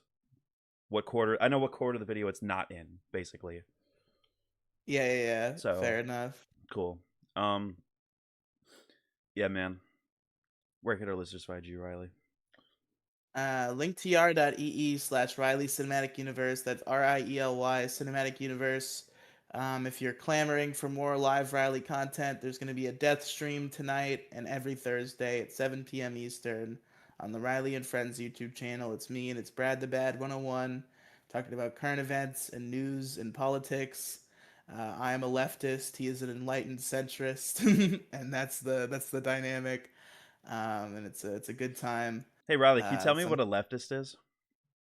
No, I Yeah, cannot tell you what a exactly. leftist is. Um, Go it's on. a set of beliefs that I have. Mm-hmm. You don't think that I'm a leftist? You I know I my just opinions I on just think things. yeah, I just think you should be able to define what a leftist is. What do you define a leftist as? Like, I don't know how to. I'm bad at defining things in general. Like, I know what it means in my heart, but I don't know how to put that into like coherent words. So the left-right spectrum can be broken down easily as individualist on the right and collectivist on the left. And you lean towards left-leaning policies, which are more socially and economically collectivist. Collective, yeah. Yeah, Okay. Yeah, that makes sense. That's what it is. I'm just like afraid I'll get it wrong, which is why I yeah, never want to. But yeah, like collectivism. Yeah, yeah. there you go. That makes sense. Leaning I'm a in the direction leftist. of collectivism, socially and economically. Yeah, I'm a leftist. Brad is the biggest fed sitter on the history of the Yeah, planet. he is. Don't get me started on him. And it's a good time. We still got to get you guys debating. We got to figure that We out. got to figure. Yeah, we got to figure out what to debate about because the topics he sent me are just things I like. I don't care about, Yeah, yeah, yeah, or that just was the I guess thing. not things that I We don't got to we care got to figure about. out what the good topics are. But yeah, I don't know. Where And then one last thing I want to plug is the Megazord Radio podcast. If you have any sort of interest in Power Rangers, trying to really get that one to take off, because whether it takes off or not, I'm gonna be doing it for the next like 15 years of my life. mm, Like I'm passionate about it. I don't care if nobody listens, but it'd be cool if somebody listened. So it's called Megazord Radio. It's on Spotify and YouTube and maybe other podcast places. I'm not exactly sure, but those are the two places I know it is: Spotify and YouTube. And we it's a watch along podcast. Every week we watch roughly 2 episodes of Power Rangers. There's certain asterisks that I don't need to explain, but roughly 2 episodes of Power Rangers in a week. And we recap them in depth, beat by beat. So Yeah, even if you're yeah. not going to watch them, you can hear about what's going on. And we review I them. love We're plot ranking them summary all. podcasts. It's great. My favorite. Fuck you. Listen, Kira's Kingdom went hard, okay, and that's what Kira's Kingdom was. True, that's So true. it's Kira's Kingdom, but My for Power my Rangers. mom of all people gave me a long rant about how she hates podcasts that just spend like an hour just describing the plot of things. And I was like, That's really yeah, funny. I've done my fair share of those, but yeah. But if you do like those, we're doing it on Power Rangers, where we're barreling through season one of Mighty Morphin Power Rangers. We're also doing Cosmic Fury, the most recent season. But then once we finish with that, I don't think there's going to be new Power Rangers for another couple of years because we like just got announced that there's one like early in development for Disney Plus. So that's probably going to be Oh, like really? For Disney 2027. Plus? Yeah, it's actually kind of interesting because Disney owned Power Rangers for a while. I don't know if you know that, but No. Disney actually was so like not into Power Rangers that they sold it back for way less than what they bought it for. That was the funny thing is like in 2002, Disney bought Power Rangers, and originally they just bought it so that they could run reruns in syndication and collect money on toys and shit. Mm-hmm. And then the people who make Power Rangers convinced them, like, hey, dude, Power Rangers is like the cheapest show in the world to make, and it will sell. So Disney's like, fine, we'll make some fucking Power Rangers. And they made Power Rangers for a while.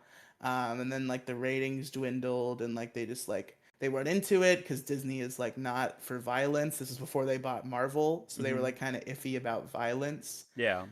So they just got so dissuaded with Power Rangers. They tried to cancel it. And then Toei, the people who make Super Sentai, were like, "Nah, motherfucker, you got a contract. You got to make one more because like there's mutual money benefits to Power Rangers season is happening." So they were like, "Nah, nah, nah, you got a contract. You got to make one more." And then they made one more, and it was like the best season that's ever happened in the history of time, Seriously? because they just gave it to some nobody. They're like, whatever, we don't give a fucking shit about this. Do whatever you want. And then he did whatever he wanted, Hmm. and it was awesome. Was it somebody who uh, really cared about the show? it seemed like it. Unfortunately, they fired him halfway through, but they laid up his ball fine. I think. Mm-hmm. But yeah, there was that show, What did he get and fired then for? just because going over budget too much. Oh, okay. Yeah, and so that show happened, and then Disney was like, okay, we're fucking done. No more Power Rangers. Here's what we're gonna do. We're gonna take Mighty Morphin Power Rangers from 1993, and we're gonna pay a really shitty graphic designer $5 to go in and add a bunch of shitty Photoshop graphics to Mighty Morphin Power Rangers. And we're gonna air that, and we're gonna sell Mighty Morphin Power Rangers toys, and that's what we're gonna do. Because we don't give a single fuck about Power Rangers. And then Saban came in and they were like, hey, if you don't give a single fuck about Power Rangers, would you maybe sell it back to me? And they were like, yes, please, fucking take it, God. Hmm. And Saban took it back, and then it sucked for a while, and then Hasbro bought it, and now it's over. It was over. Well, at least it's over right now, but I guess there's a reboot for Disney Plus that's gonna happen, So is and Disney it's gonna buying have it like back? Disney's not buying it back, but they're like distributing it. Hmm. It's still a Hasbro property, and they actually hired like real showrunners. Because the thing about Power Rangers is Power Rangers kind of has its own like creed, like its own like gang of writers and directors Mm-hmm. that like pretty much only make Power Rangers Yeah. and like other like shitty low effort kids shows. So it's really interesting that there's going to be a Power Ranger season with like writers and showrunners who are real and have done real things. Because like Power Rangers is a very particular thing. Like for people who love it, they really love it, and it like speaks to them in a certain way. But for people who cannot feel that love, it's like garbage kids show slop Yeah. because it's written by the cheapest writers and directors and acted by the cheapest actors money can buy. But Now they've actually hired real people who have wrote and directed real things. So it's going to be exciting to see how Power Rangers works under that context. Hmm. Interesting. Are they going to bring back? Is it going to be canon to the other stuff, or is it like a I hard think reset? we don't really know much, but I think from what we're seeing, it's probably going to be a hard reboot. My guess is it's going to be straight up like Mighty Morphin Power Rangers. It's going to be Jason and Tommy and fucking Kimberly, and they're just going to hire new people, and it's going to be Mighty Morphin Power Rangers. That's going to be my guess because they've already tried to do that a couple times, and that's what makes the money. That's the thing about Power Rangers. That's the curse, is that for Power Rangers fans who like other shows, it's like it's so hard out here because Mighty Morphin Power Rangers made billions of dollars, and every other Power Rangers barely just made enough money for the show to survive. Yeah, So now, whenever they make legacy content, it's all Mighty Morphin, and people are getting real burnt out about that. So I'm scared that this show is going to be Mighty Morphin, which I won't care. I like Mighty Morphin. I'll give it a fair shot. But there is a huge sect of the fan base that if it's Mighty Morphin, they're going to be out immediately. And then it's going to get one season and Power Rangers is going to die again. hmm. So I hope that doesn't happen. Interesting. Very interesting, actually. Well, one of my friends, one of my best friends, recently got into Transformers, and by recently I mean in like the last year. And she's a I've always thought about giving that one a fair shot. I never got into it as a kid. and at first I was like, really? And then I thought like how much Riley was into Power Rangers, and I'm like, they're probably probably kind of have similar appeal.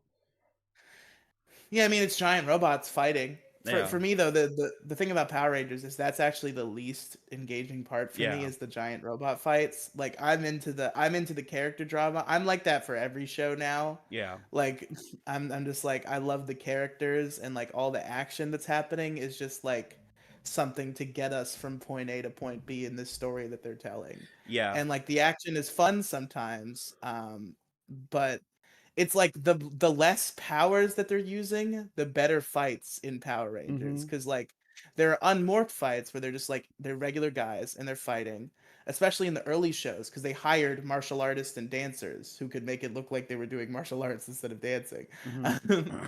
And so like all the unmorphed fights were awesome because they were doing like real flips and karate moves and shit, and it was really them and it wasn't stunt doubles.